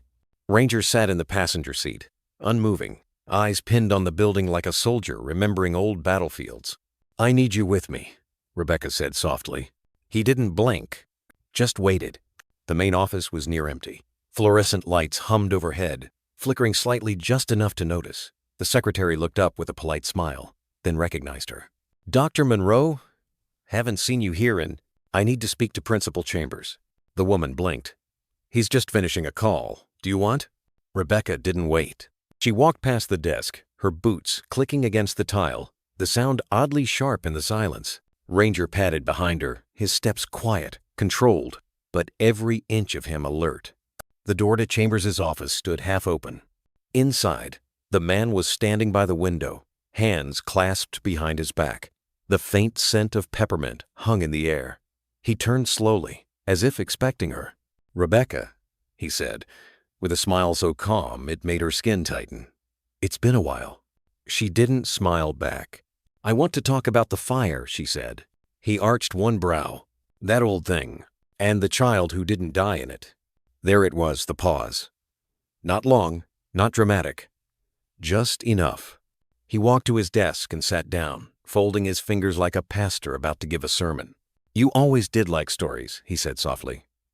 "But some graves are best left undisturbed." Rebecca stepped closer.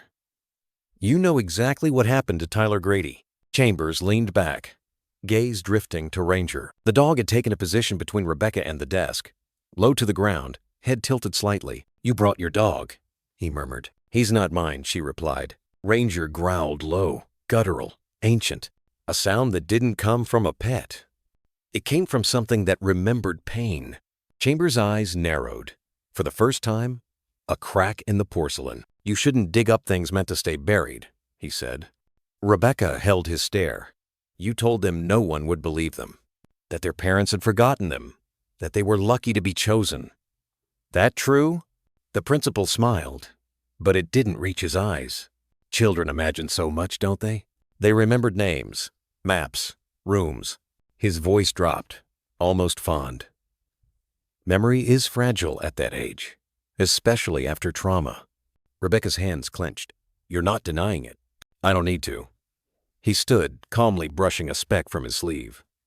"You see, Dr. Monroe, there's no file, no paperwork, no complaints. The sheriff is a friend, the district grateful. And the children?" He tilted his head. "Well, they were never really supposed to last long, were they?" Something inside, Rebecca snapped. "You're a monster." He looked almost amused. "I'm efficient." That's when Ranger moved. Not forward, not yet. But he stood fully, teeth bared just enough to glint. Chambers didn't flinch. He merely looked at the dog, and for the first time, something else surfaced, not fear, but memory, recognition. "You were one of ours, weren't you?" he whispered. He stepped closer to Ranger, hands behind his back. "I remember now. You bit a handler, tore through a fence. You never forgot that boy." He crouched slightly. "Tell me, old friend, did he cry when you found him?" Ranger growled again, this time louder. Rebecca took a step forward, voice shaking. "You don't get to talk to him." Chambers straightened. "And you, doctor, don't get to play hero. You don't have the stomach for what comes next." He turned away. "Already done. You wish you'd never come back." Rebecca didn't reply. She backed out slowly, Ranger still facing the man. Only once they were in the hallway did she exhale. Ranger stayed tense for several more seconds, then finally relaxed. Just enough to breathe. Rebecca glanced down at him. "You remember him too, don't you?" The dog didn't nod. He didn't have to. The weight in his eyes said everything. The lock clicked. At exactly 2:14 a.m., Emma's hands were shaking. Not from fear, not exactly. It was something else. The weight of knowing she was about to cross a line that couldn't be uncrossed. She pushed the old maintenance door open just enough to slip through. The hinges creaked, loud in the silence. Ranger moved in behind her, every step deliberate. He hadn't made a sound since they left the house. The air inside the school's underground tunnel was heavy, not dusty, but used, like breath had lingered here too long. Tyler's map had been crude, torn notebook paper, lines drawn with a dull pencil. But he remembered every hallway, every crawl space. Trauma had etched it into him. Emma followed it now down 3 steps, past the old janitor closet, to the wall with a rust-colored smear. Behind that wall, he said, there was a service grate. She found it. Kneeling, she wedged her fingers under the edge. It groaned as it lifted, revealing a crawl tunnel lined with ancient brick and spider webs thick as gauze. Ranger crawled in first. Emma followed. The tunnel smelled of mildew and copper. Water dripped somewhere in the distance. She kept crawling until the space opened into a dark utility room filled with old equipment, pipes, valves, tanks that hissed quietly with trapped air.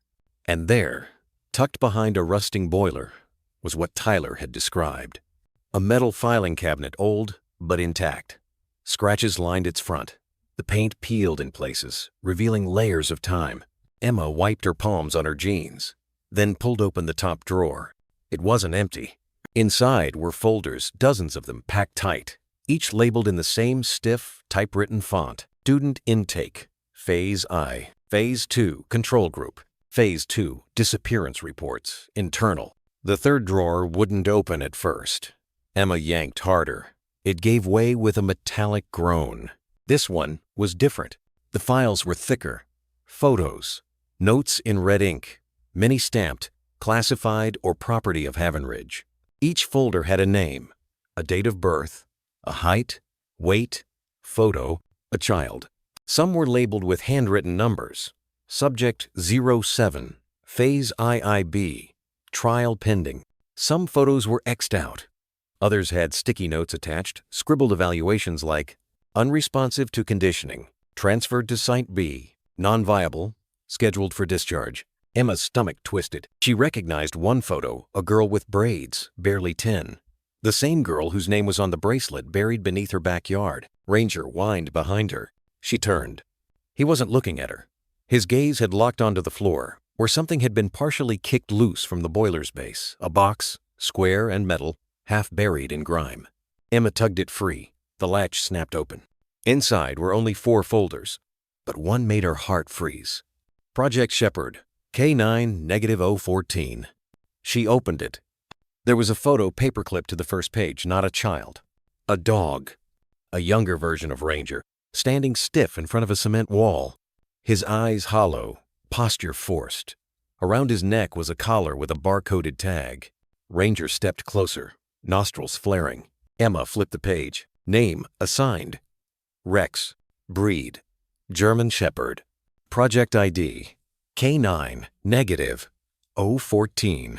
Handler. Subject Tretiotvo. Tyler G. Conditioning status. Anomalous response. Prefers child over directive. Displays protective instinct. Termination advised if subject disobeys again.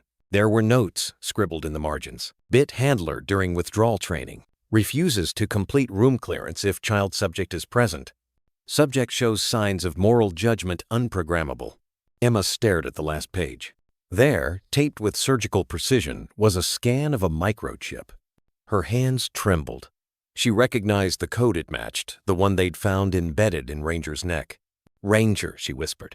He didn't move, just sat down beside the folder and placed one paw on the photo, then looked at her. As if to say, now you know.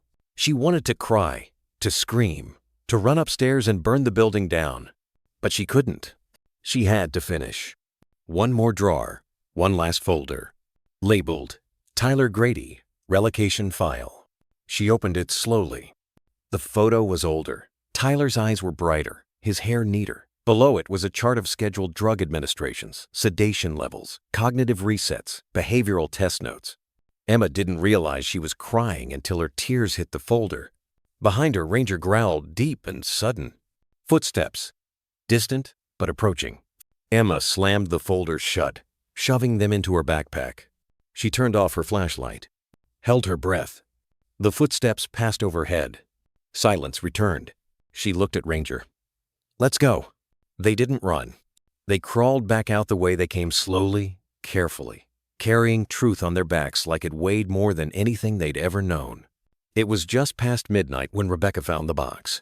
Not hidden, not locked, just forgotten, wedged in the crawl space above the clinic's old storage room where dust settled like ash and time didn't bother passing. She hadn't meant to look for it. She was reaching for a bottle of iodine when the ladder gave way. She fell into a heap of rags and cracked insulation, and there it was. A battered army green tin. Unmarked, except for a faded sticker that once read, Med Supply. She knew that tin. Her husband had carried it with him on every assignment, said it was just field kits and morphine. But it felt too heavy. With trembling hands, she unsnapped the lid. Inside were items folded with quiet precision. Military patches. A small Polaroid of Emma asleep on his chest. Ranger just a pup curled beside them. And at the bottom, wrapped in wax paper, was the leather-bound journal she hadn't seen since the funeral. It smelled like him. Rebecca sat down on the cold floor, knees pulled to her chest, and opened the first page.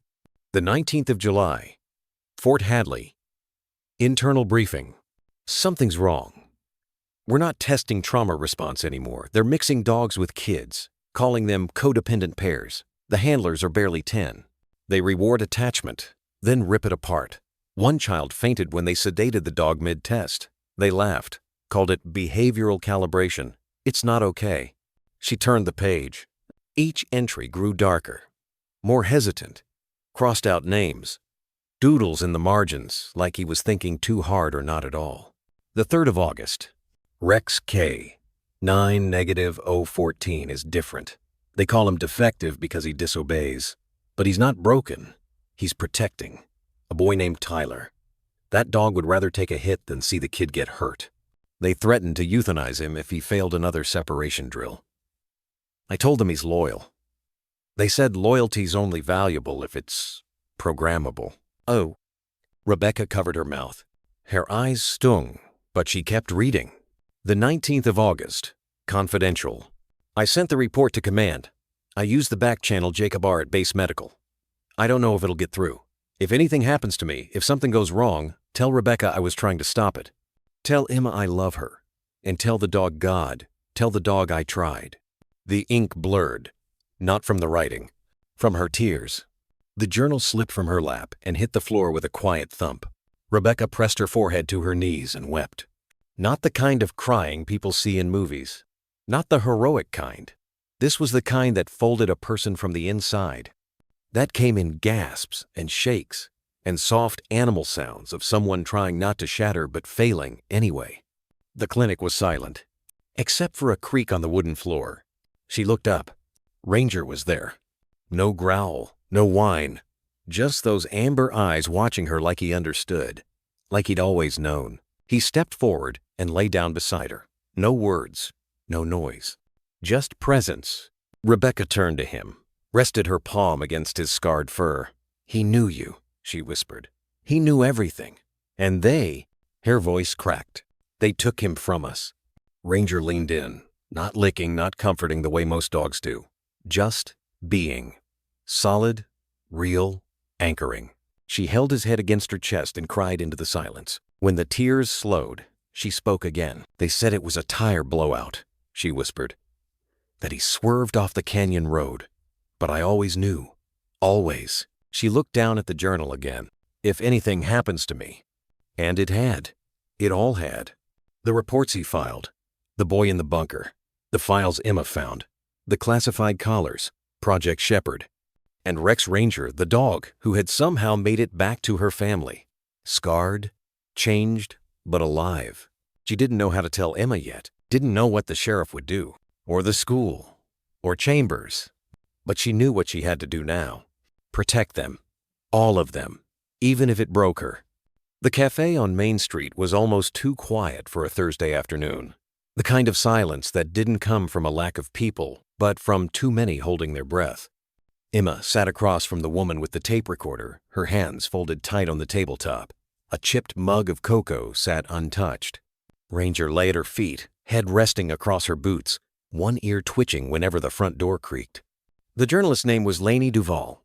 She wasn't from a big outlet, just the Oak Ridge Echo. Circulation in the hundreds, maybe less. But she'd been around a long time. Long enough to know when a teenager wasn't lying. Her notebook was old school, spiral-bound, smudged from years of coffee and rain. "You sure you're ready?" Lainey asked, voice soft, not pushing. Emma looked down, nodded once. Then she began. She told Lainey everything. Not all at once, not in perfect order, but piece by piece, like untying a knot. About the box in the dirt, the red rope, the whispers in the woods, Ranger's scars, the hidden files, Tyler. She didn't say everything. Some truths were still too sharp, but she said enough. Lainey never interrupted. She didn't even write much at first, just listened, her expression unreadable, like she was collecting more than facts. At one point, she reached across the table and gently pushed Emma's cocoa closer, her fingers brushing the girl's knuckles for half a second. It was the kindest gesture Emma had felt in days. When they finished, Lainey closed her notebook and set down her pen. "You're very brave," she said. "Braver than most adults I've met in this town." Emma didn't respond. She didn't feel brave. She felt like a thread pulled too tight.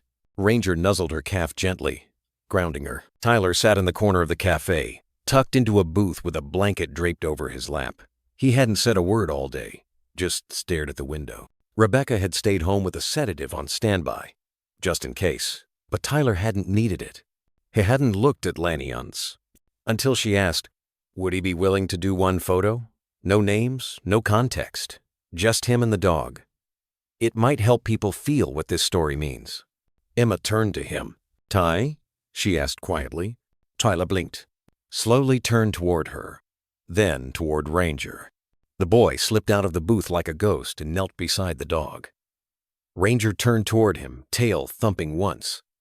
Gently, Tyler wrapped both arms around his neck. He didn't smile, but he didn't flinch either. Lainey raised the camera. No flash, she promised. Click. The image would later flood message boards, news feeds, charity sites. A small boy in oversized clothes, clinging to a scarred German shepherd like the last safe place on earth. The headline read simply, Found, Not Forgotten. The article went live that evening, and within 2 hours, it was everywhere. Local news picked it up first. Then, a regional paper. Then, inexplicably, a national journalist retweeted it. It hit a parenting blog, a military K-9 forum, a subreddit about unsolved crimes. Each share added fuel to a fire that hadn't existed that morning. By midnight, the cafe's landline had rung 19 times. By 1 a.m., Emma's inbox had over 400 unread messages. The internet had found them. And then at 2:17 a.m., the power went out. Not just in the house, the entire block. The refrigerator fell silent. The porch light clicked off. The hum of the clinic's backup servers ceased like a held breath, finally exhaled. Emma sat up in bed, heart thudding. From the floor beside her, Ranger growled a low, steady rumble. Not a bark, not panic. Warning.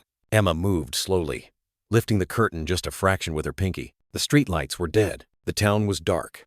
But on the ridge behind the clinic, where the woods met the old Ranger Road, something blinked twice. Red. Then off. Then again. A light that wasn't a light. A signal. Her chest tightened. She reached down and touched Ranger's back. He was stone still, waiting. Then, from the hallway, a soft voice called out, Emma. It was Tyler. Whisper. Thin. She opened the door to find him standing barefoot in the dark, holding the edge of his blanket like armor. Why did the light stop? He asked. She knelt to his level. It's okay, she whispered. It's just the town. Maybe a storm coming. Tyler looked toward the window. Then barely audibly, he said, When the lights go off, they move. Emma froze. Who moves? Tula didn't answer. But Ranger did. He barked once, sharp, urgent, then bolted toward the front door. It started with the car. A gray sedan, clean but unremarkable, parked 3 houses down from their clinic. Always at night. Never left before dawn. The engine was silent. The windows, tinted just dark enough to hide a face, caught the moonlight like a blade.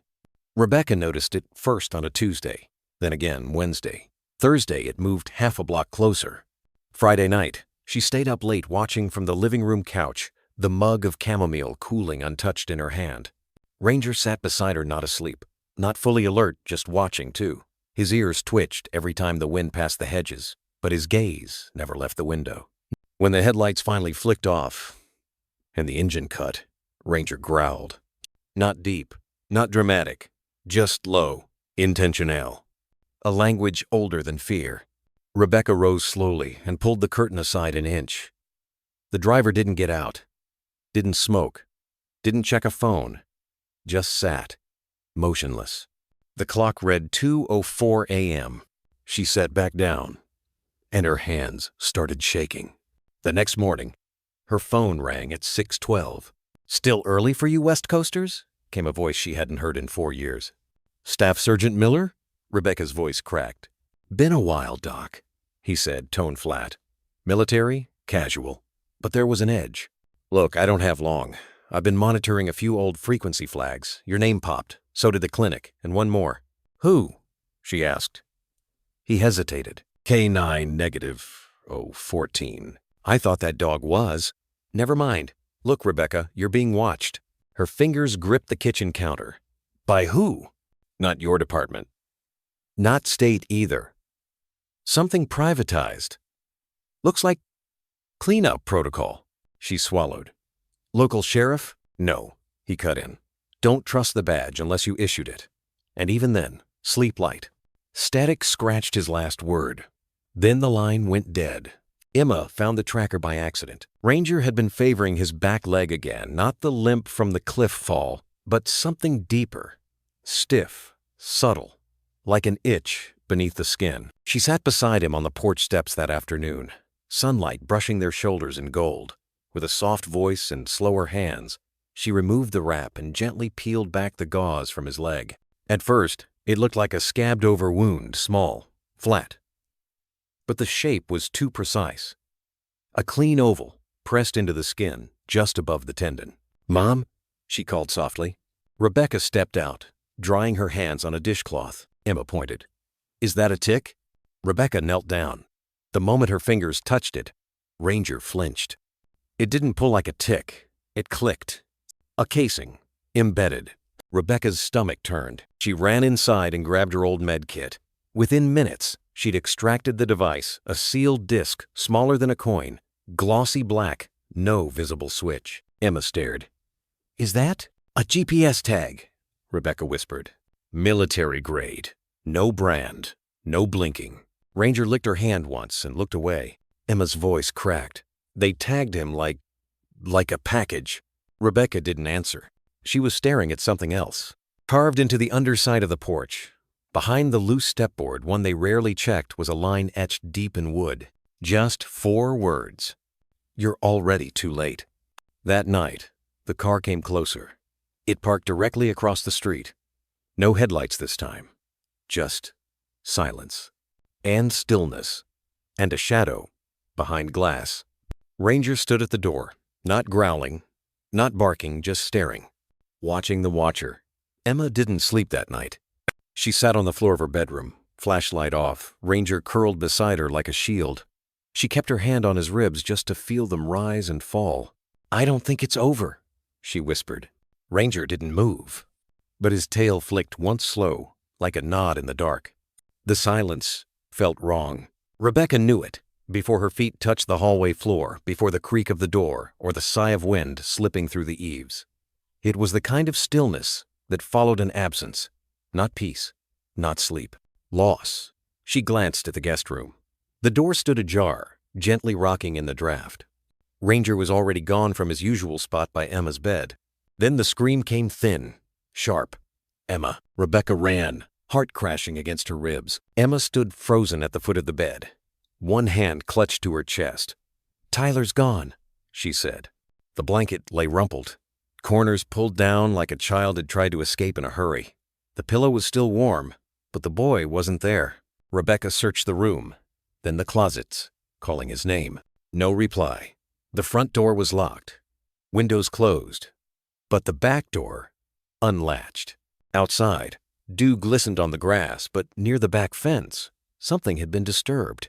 Ranger stood motionless, nose to the earth, hackles raised. He whined a low, heart-wrenched sound and pawed at the dirt. That's when Rebecca saw them. Tire marks, twin grooves cut into the earth, still damp from midnight fog. Next to them, boot prints, heavy and wide, pressing into the mud in staggered rhythm. And just beside the grass line, a dart, thin, metallic. The needle end glinted like it hadn't even cooled yet. Rebecca picked it up carefully with her sleeve. "Tranquilizer," she whispered. "Military grade. No civilian vet carries these." Ranger nosed the earth again and let out a guttural growl, the kind that comes from knowing something is terribly, irrevocably wrong. Emma knelt beside him, her voice tight. "Why? Why would they take him again?" Rebecca didn't answer right away. She scanned the darkness beyond the fence, half expecting movement, but there was only shadow and the faint hum of insects. Then, barely audible, she said, "They're tying loose ends." Emma looked up. "What?" Rebecca's face was pale. "They know he talked. That we know. They want it erased." She turned to her daughter, kneeling low so they were eye level. "This wasn't a kidnapping, Emma. It was a cleanup operation." A single porch light from a neighbor's house flickered, then died. The streetlights blinked once, then all went out. Rebecca moved fast, Within 20 minutes, she'd packed a bag files, copies of Tyler's map, the chip from Ranger's leg, her husband's journal. All of it. "We can't stay here," she said. Emma, pale but determined, helped gather water, energy bars, Ranger's harness. She didn't cry. Not now. Not until later. Ranger wouldn't stop pacing near the fence. Then suddenly, he stopped. Ears perked. He sniffed the air, then began trotting limping quickly toward the edge of the woods. "Wait," Rebecca said. "Where are you going?" But Ranger turned once, held her gaze, then continued. He knew something. Knew where they went, or where the trail began. Emma tightened the straps on her bag. "We follow him." Rebecca hesitated, then nodded. Before they crossed the tree line, Emma paused. "Mom?" "Yeah?" Emma's voice cracked. "They won't hurt him again, right?" Rebecca placed her hand on Emma's shoulder, squeezing gently. "They may have taken him," she said softly, "but Ranger's not going to let them keep him." In the distance, the trees swallowed their shapes. Branches reached like fingers. Shadows moved in tandem. And behind them, the house stood quiet once more, just another lightless shape on a street that no longer felt like home.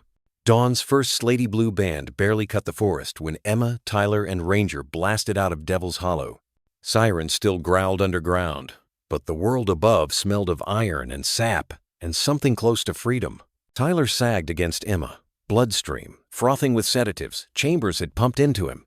Ranger bullet lodged in his shoulder, trotted, teeth clenched, blood spattering ferns. Behind them, Chambers crashed through brush, Glock in hand, tourniquet cinched around a shredded arm. "You can't outrun this," he roared. A shot cracked. Ranger leapt. Emma shoved Tyler behind a log, and the round scorched empty air. Another thundered hot metal shredding Ranger's shoulder. The shepherd yelped but launched anyway, jaws crushing Chambers' gun arm. Bone snapped. The Glock skittered away. A county cruiser screeched onto the Ranger road, the deputy's rifle leveled. Laney Duval's news van fishtailed in behind him, live stream camera already rolling. The world, at last, refused to blink. Chambers froze. Ranger's teeth were at his throat. Deputy Hart cuffed the principal while cameras drank the scene. A bleeding dog, a dazed boy, a girl brandishing a flash drive like a torch. Emma's voice carried into the lens. The silence just got teeth. The clip went global by breakfast. Cable panels looped Ranger's mid-air tackle. Hashtags erupted. Number Silence Hasteeth. Number Project Shepherd. By lunch, warrants dropped across 3 states. 17 children were rescued from training sites disguised as abandoned ranger stations and church camps. But Oak Ridge Clinic stayed hushed. Ranger lay under surgery lights while surgeons pinned bone, flushed lead, prayed infection would spare his heart. Rebecca Devon's widow paced outside Or 2, dried blood caking her jeans. Emma sat by Tyler's cot, the boy clutching the flash drive lanyard as if it held oxygen. Every 40 minutes a nurse gave updates. Pulse weak but present. Mobility uncertain. Expect a limp. Each time Rebecca nodded, resumed pacing movement felt like doing. The state's temporary custody team arrived that afternoon, registering the rescued kids under sealed IDs. Reporters pressed faces to clinic windows. Deputy Hart blocked them, reminding cameras that child victims weren't exhibits. In the recovery kennel, Ranger woke near dawn. Emma's whisper shivered. "Hey, soldier." His tail thumped, faint but sure. Tyler's fingers slid through cage bars, resting on a scarred paw. The shepherd curled his toes around the boy's hand, anchoring both to the moment. Lead surgeon delivered the verdict. Bullet out, nerves grazed, forever limp, but a full life if rehab held. Rebecca's knees buckled relief, grief, years of guilt unspooling. By evening, state investigators seized the sheriff's office servers. The sheriff resigned under evidence tampering charges. Chambers, arraigned on live feed, tried a bail plea. The judge refused. Federal prosecutors hinted at a RICO case, conspiracy, trafficking, animal cruelty. A GoFundMe for the children soared past $500,000. Meanwhile, the clinic's lobby became command central. Attorneys coordinating statements, social workers pairing kids with foster families, journalists queuing outside for sanctioned updates. Emma refused interviews. "Talk to the kids when they're ready," she said. "Talk to Ranger when he can run again slowly." Rebecca prepped Devon's journal for the state committee. Every memo he'd penned about illegal tests, every line the system ignored. He would testify, even in ink. Night settled again. Inside Ranger's room, Emma rolled in an old radio, dropped the needle on her father's favorite vinyl. Soft country crackled through speakers. Tyler IV drip humming sketched with donated crayons. A forest clearing, a girl, a boy, and a shepherd in a bright red cape. Rebecca watched from the doorway. When the song ended, she stepped inside, journal tucked under her arm. "Tyler," she said, "the committee wants to hear from someone who lived in that bunker. You decide when." The boy swallowed, nodded once. Lightning flickered beyond the blinds, dry storm rumbling across the desert. Emma stroked Ranger's bandaged shoulder. "We're gonna learn new tricks," she whispered.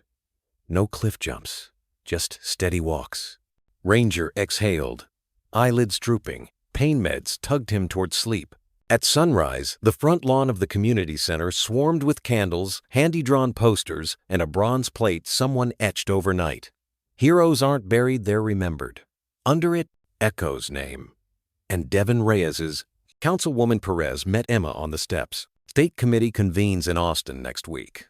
They want your flash drive, sworn testimony, and Ranger, if he's able, so the public sees what defective looks like after saving 17 lives." "He'll stand," Emma said. "Might need a ramp instead of stairs." Perez smiled, eyes glossy. "We'll build one." A week later, in a hotel ballroom rigged with microphones, Emma, Rebecca, Tyler, and Ranger faced a semicircle of lawmakers. Ranger wore a simple service vest. His limp was obvious, his posture regal. When Tyler testified, voice trembling but clear, describing nights locked in steel chairs, Ranger rose, placing his scarred paw on the boy's knee. Cameras flashed. The committee chair's gavel wavered. Emma's flash drive played on screens, intake logs, serum protocols, chambers signing asset requisitions. The room went silent except for the senator's soft, "My God." Ranger's photo eyes, exhausted yet unbroken, stayed on the monitors. As lawmakers promised sweeping reform, tighter oversight on K-9 programs, whistleblower protection, mentally health funds for rescued kids. It was policy language, yet the weight behind it felt different, rooted in a growl the world had finally heard. Back in Solace Springs, a playground replaced the warehouse. Children Libby breathing free of her inhaler. Sammy, no longer coughing, took first swings on a Bright Green set. Ranger, cleared for light mobility, patrolled the perimeter at a stately pace, tail swaying. Some days, pain slowed him. None stopped him. Emma, now interning with an investigative nonprofit, wrote her first article, "When Silence Lost, Why One Town Listened." It ended. "We built louder than they could bury, and for once, the earth answered back with breath instead of dust." Rebecca framed Devon's journal beside a photo of Ranger wearing a kid-drawn cape. Tyler's sketch went viral, reprinted on a mural downtown. A battered dog standing between darkness and light. Late one evening, Emma sat on the clinic's back steps, Ranger's head in her lap. Distant coyotes yipped. No sirens answered. She traced the fur around his scar. "You ready to rest?" He glanced toward the playground, kids shrieking with ordinary joy, then up at the stars. His tail tapped twice, almost, but not yet. Emma laughed, tears soft. "Okay, partner, slow walks it is." The desert wind carried no secrets, now only the thrum of life continuing. Watchdog and town side by side. Silence might grow teeth again someday, but it would find them standing limp and all ready to bite back. The hearing room inside the Hartwell Federal Building felt more like a cathedral than a courtroom. High stone arches, sweeping skylights, and rows of polished mahogany benches that shone beneath the white glare of television lights. Every seat was filled. Senators in dark suits, advocates in pastel cardigans, reporters hunched over laptops. Above it all, the seal of the United States hung like an unblinking eye. Emma Winters sat at the witness table, palms flat on the varnished wood to hide the tremor in her fingers. Her heart hammered against the microphone's hiss. Beside her lay Ranger, head resting on his forepaws, bandaged shoulder peeking through a tailored therapy vest. The limp was obvious now. He shifted one paw farther forward to ease the pull of scar tissue, but made no sound. Tyler Grady occupied the second witness chair. He wore a navy blazer, 3 sizes too big, sleeves rolled. His eyes darted between light fixtures, but every few seconds they found Ranger's tail and steadied. The committee chair, Senator Doreen Clark of Oregon, rapped the gavel once. "This session will come to order. Miss Winters, thank you for your courage. You may begin." A hush rippled through the chamber, rustling pages and camera shutters. Emma swallowed. Her prepared remarks sat in a neat stack, bullet-pointed and double-spaced, but her throat refused the script. Instead, she looked at Ranger, then at Tyler, then at the semicircle of power awaiting her voice. "My name is Emma Winters," she began, surprising herself with how steady it sounded. "I'm 17. 3 months ago, I pulled a box out of the dirt behind my house because this dog barked once." She paused. "That bark saved lives." She outlined the chain that followed.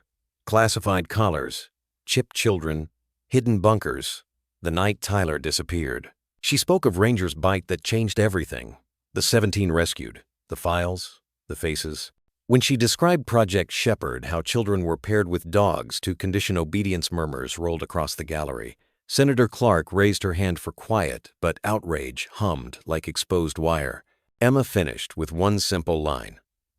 "I'm here today because silence almost killed my best friend and turned children into property." She sat back, lungs burning. Senator Clark leaned forward. "Miss Winters, the committee recognizes your bravery. We also recognize Ranger's—" Her gaze softened as it dropped to the dog at Emma's feet. "Would you confirm, for the record, that this animal acted of his own instinct, protective, not provoked?" Emma nodded. "He did what any friend would do when someone points a gun at the people he loves." The senator turned to Tyler. "And Mr. Grady, do you wish to make a statement? There's no obligation." "Yeah." Microphones pivoted toward the small boy. Tyler's jaw quivered. He looked at Emma, then Ranger, then at the sea of faces waiting. He stood knees knocking and placed both hands on the table's edge. His voice was a whisper, yet it carried to the back wall. "He barked once," Tyler said, eyes glistening. Cameras zoomed.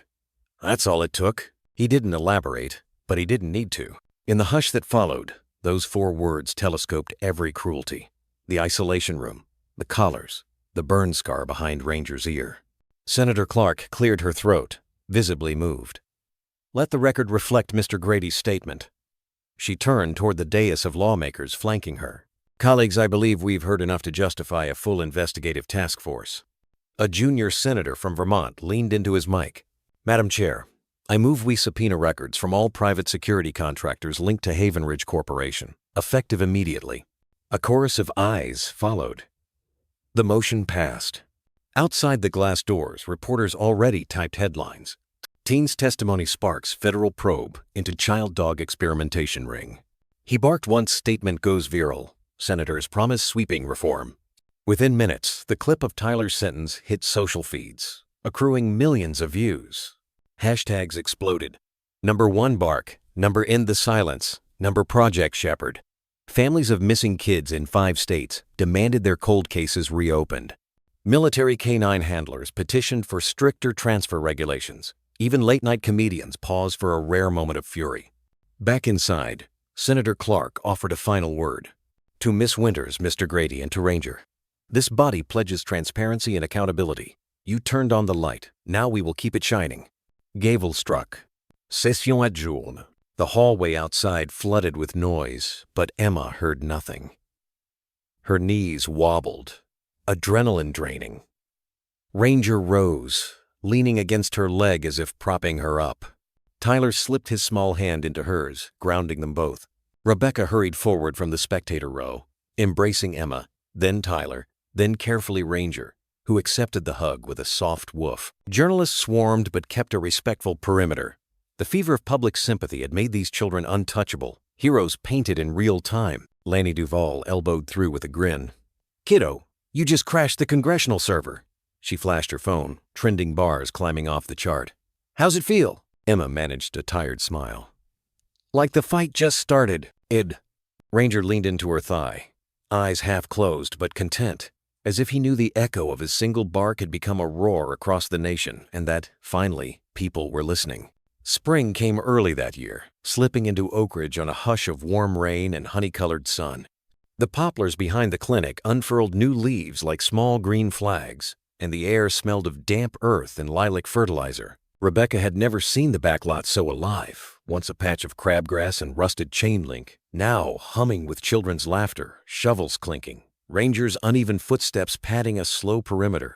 They called it the place they couldn't erase a name, Tyler chose one afternoon while sketching plans on a clipboard almost bigger than he was.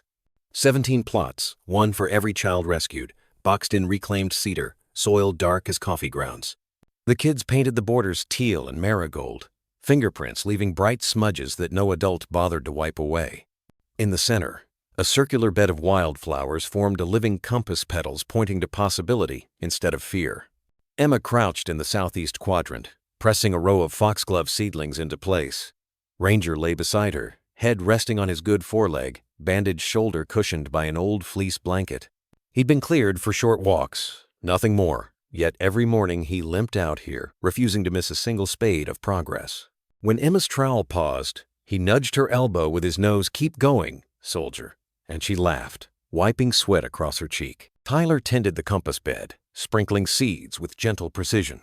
The once hushed boy now spoke in soft bursts of botany he'd memorized from library books, explaining how black-eyed Susans attract butterflies and marigolds repel pests. Kids from surrounding towns, some still shy, some newly bold, followed his directions like scouts around a campfire. They carried watering cans shaped like dinosaurs and ladybugs, tilting them until the soil drank deep. At noon, Rebecca brought lemonade in mason jars, the tart scent wafting over freshly turned dirt. She paused at the doorway, hand to her heart. For a moment she let herself see it all. The bruises fading from skinny wrists, laughter where once there had been only hush, a dog once branded defective, soaking in sunlight like an old general watching cadets find their cadence. She almost missed the truck that pulled up to the Curb City maintenance logo on the side, flatbed covered by a canvas tarp. Emma noticed first, shading her eyes as two workers heaved something heavy onto a dolly. "Mom," she called, voice bright with awe. "It's here." The garden fell silent as the workers rolled their cargo down the narrow path. Children formed a shy corridor, dirt-streaked cheeks tilted skyward. Rebecca guided them to the center bed, cleared a space already lined with crushed granite, and stepped back. "Whenever you're ready," she said. One worker gripped the rope, the other the tarp's edge. They lifted. Gasps fluttered. Even the poplars seemed to still. It was Ranger, cast in bronze, the color of dawn. Life-size, every scar etched with quiet dignity. Muzzle angled forward as if scenting promise on the breeze. One forepaw lifted mid-stride. The eyes polished to a gentle shine held that familiar sentinel calm, seeing yet forgiving. Children circled him in reverent hush. Then, from somewhere near the fence, a lone clap sounded. Lainey Duval, camera slung at her hip. Another clap joined. Soon, applause rippled like wind through wheat, soft but unstoppable. Tyler stepped beside Ranger's living counterpart, resting a hand on the statue's raised paw. "He looks lighter," he whispered, marveling at how bronze could appear to breathe. Emma crouched at the base, where a simple marble plaque had been set. Sunlight skimmed fresh lettering, for the ones who barked when no one else dared speak. Her throat tightened. She traced the carving, remembering a single bark in pre-dawn fog, a box in the soil, the roar of truth that followed. She looked at Ranger, the real one. He met her gaze, tail sweeping once through clover. No bark now. He didn't need one. The garden was louder than any call. Rebecca lifted a small brass bell, the kind used to start vet appointments, but today a stand-in for a ribbon cutting. "All yours, Ty," she said. Tyler took the bell, cheeks flushed, and rang it once clear, bright. Birds lifted from branches. Children cheered. Ranger gave a quiet woof that rumbled through the garden like a benediction. After the applause faded, they planted the final seeds around the statue. Milkweed for monarchs, lavender for calm. Each child pressed fingers into the soil, sealing roots with promise. Emma tucked a sprig of rosemary at the bronze paw for remembrance, then brushed dust from Ranger's ears. Reporters kept a respectful distance, snapping photos without questions. One captured the moment Tyler leaned against the real Ranger's shoulder, both framed by bronze and blossoms. Another caught Emma grinning up at her mother, dirt under every nail, eyes shining like glass kissed by morning. By late afternoon, the sun arced west, painting long shadows across cedar beds. The children packed away tools, but none hurried to leave. They sat on benches made of salvaged planks, sipping lemonade, trading jokes. Ranger dozed beneath his own likeness, chest rising slow, breath carrying lilac on the exhale. Emma joined Rebecca near the gate. "Do you think they'll keep coming?" she asked, watching Tyler show a younger boy how to water seedlings without drowning them. Rebecca followed her gaze. "They'll come until the soil takes root in them," she said. "Maybe longer." Emma nodded, wiping dirt from her forearm. "He'll never run the way he used to." "No," Rebecca agreed, voice soft. "But he gave us something to chase instead." Across the lot, the Bronze Ranger caught the last light of day. It flared along the lifted paw, traveling up muscled leg and across resolute shoulders until the eyes glowed warm, almost alive. For a breath, Emma swore she saw them blink, the sculpture lending its vision to every child it watched. "This is yours now," it seemed to say. "Guard it well." As twilight settled, crickets tuned their quiet orchestra. The children lingered until porch lights flickered on. One by one they drifted away, but not before touching the statue's paw or whispering a secret into Bron's ears. Emma waited until the garden emptied, then knelt on the path. Ranger limped beside her, lowering himself with a soft grunt. She rested her head against his neck. Above them, the plaque caught moonrise, words silvered, for the ones who barked when no one else dared speak. In the hush of the place they couldn't erase, neither girl nor dog needed sleep just yet. They sat among seeds and dreams, beneath a statue that would stand long after scars faded, silent proof that a single bark could crack the world and let the light pour in. The late summer sky had begun to trade its blue for amber when Emma unlatched the side gate and stepped onto the deer path that skirted the forest. Insects buzzed low in the grass. Somewhere deeper in the trees a dove cooed, slow and liquid, like a lullaby poured into leaves. The world felt hushed as if it, too, had chosen to walk beside her. Ranger limped at her heel, shoulder bandaged, long gone, but the scar beneath tugged with each step. He no longer pushed against the pain. He had learned to move with it, accepting the small hitch as part of his rhythm. Emma matched her pace to his, refusing to hurry. They had spent too many hours running. Tonight, every footfall was deliberate, a conversation between soil and skin. She'd brought no phone, no camera, just a canvas satchel with 2 water bottles and one of Tyler's last drawings, Ranger in a cape, standing watch over a field of foxglove. The paper rustled against her hip, a gentle reminder of how far they had traveled from that first desperate night at the cliff. Half a mile in, the trees opened into a clearing where prairie grass swayed in waist-high waves. Sunlight slanted through the branches, striping Ranger's coat with molten gold. Emma paused, letting her lungs fill with pine and wild chamomile. Then she crouched, fingers grazing a patch of clover. "Remember?" she asked quietly. "This is where we used to chase shadows." Ranger's ears pricked. He sniffed the clover, tail sweeping once, twice. On impulse, Emma plucked a sprig, twirled it between thumb and forefinger, and tucked it behind his good ear. He shook his head, snorted, but left it there the smallest crown on a battle-scarred king. They moved on, following the tree line until the path dipped toward the ravine that once hid him from the world. The underbrush had grown back, yet Emma could still trace the shape of that moment. A wounded dog, a heartbeat away from choosing to give up or fight. It seemed impossible that the same forest now felt like safe soil instead of a hiding place. At the ravine's edge she stopped. Ranger halted too, nose lifted, tasting the breeze. He exhaled a low hum, a sound closer to content than to warning. Emma knelt in the grass, level with him. The ground was warm against her knees. She placed her palm on his chest, feeling the slow, steady thump beneath coarse fur. "You were never just a dog, were you?" she whispered. The question drifted into the hush, soft as the dove song. Ranger tilted his head, amber eyes catching the last light. For a heartbeat, she saw her father's stories in them, tales he'd spun at bedtime about guardian spirits in furred disguise, protectors sent when the world forgot its mercy. Ranger looked past her, toward the dense run of pines. His gaze lingered, as if reading an unseen map etched against bark and dusk. Then he turned back, nose nudging her wrist in that gentle command that meant, "Stand with me." They descended a narrow slope to a granite outcrop that jutted over the ravine floor just high enough to see the river braid silver through distant trees. Emma sat on the stone. Ranger eased down beside her, lowering his hindquarters with careful grace. The limp was sharper now, the day's miles asking payment, but he made no sound. Crickets tuned their evening chorus. The air cooled, brushing the tiny hairs at Emma's nape. She unscrewed a bottle cap and tipped water into her cupped hand so Ranger could lap without straining. When he finished, she sipped the rest and set the canteen aside. They watched the light recede.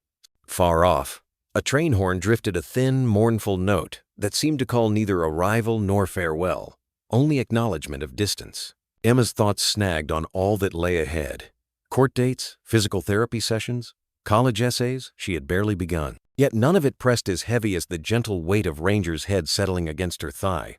She rested her palm between his ears, stroking the ridge of scar tissue that told every chapter: collar burn, bullet track, surgeon's incision. Instead of ugliness, she felt a scripture of survival. "You taught us how to be loud," she murmured, tears pricking. "Now I promise we'll stay loud for the ones still hiding." Ranger's tail brushed the grass once an amen. The sun slipped fully behind the horizon. A hush folded over the clearing, so profound she could count her own breaths. Then Ranger inhaled deep, deliberate, lifting his head one final time to face the darkening woods. His ears twitched, catching unheard melodies, whined through cedar, fox-kit scuffling. The hush of secrets exhaled at last. He exhaled, a slow release, and with a small, grateful sigh, he lowered himself onto the cool stone, forelegs stretching out, muzzle resting between his paws. His eyes remained open, watching the place where tree trunks blurred into night. Emma did not stir. She laid a hand on his rib cage, feeling the breath ease in, then out, steady as a low tide. Above them, the first stars pricked through violet, quiet lanterns over a world that had finally learned to listen. Minutes or perhaps lifetimes passed. Ranger's lids fluttered once, then settled. Breath flowed, shallow, but serene. Emma leaned down, pressing her forehead to the crown of his skull, and closed her eyes. She listened until her heartbeat matched the rise and fall beneath her palm, a duet of human and hound, then whispered into the soft fur, "Rest. I've got the watch now." The woods answered with rustling leaves. Crickets sang. And Ranger, keeper of barks and bridges, guardian of 17 dreams, lay still in the growing dark home at last, peace blooming around him like the garden they could never erase. When all the headlines fade, what lingers is the quiet truth every dog owner knows. Love is a two-way miracle.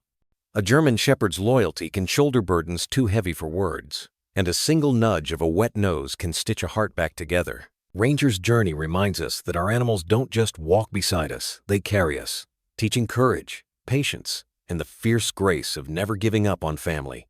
If this story stirred something gentle in you, and you'd like to deepen that bond with your own four-legged guardian, you might enjoy the thoughtful training tips and enrichment ideas collected by the Canine Companions Resource Library. I turn to their articles whenever I need a kind, common-sense nudge. Take a look when the house is quiet and your dog's head finds your lap. No pressure, just a friendly doorway. Here's hoping the next great chapter in your shared story is only a wag away.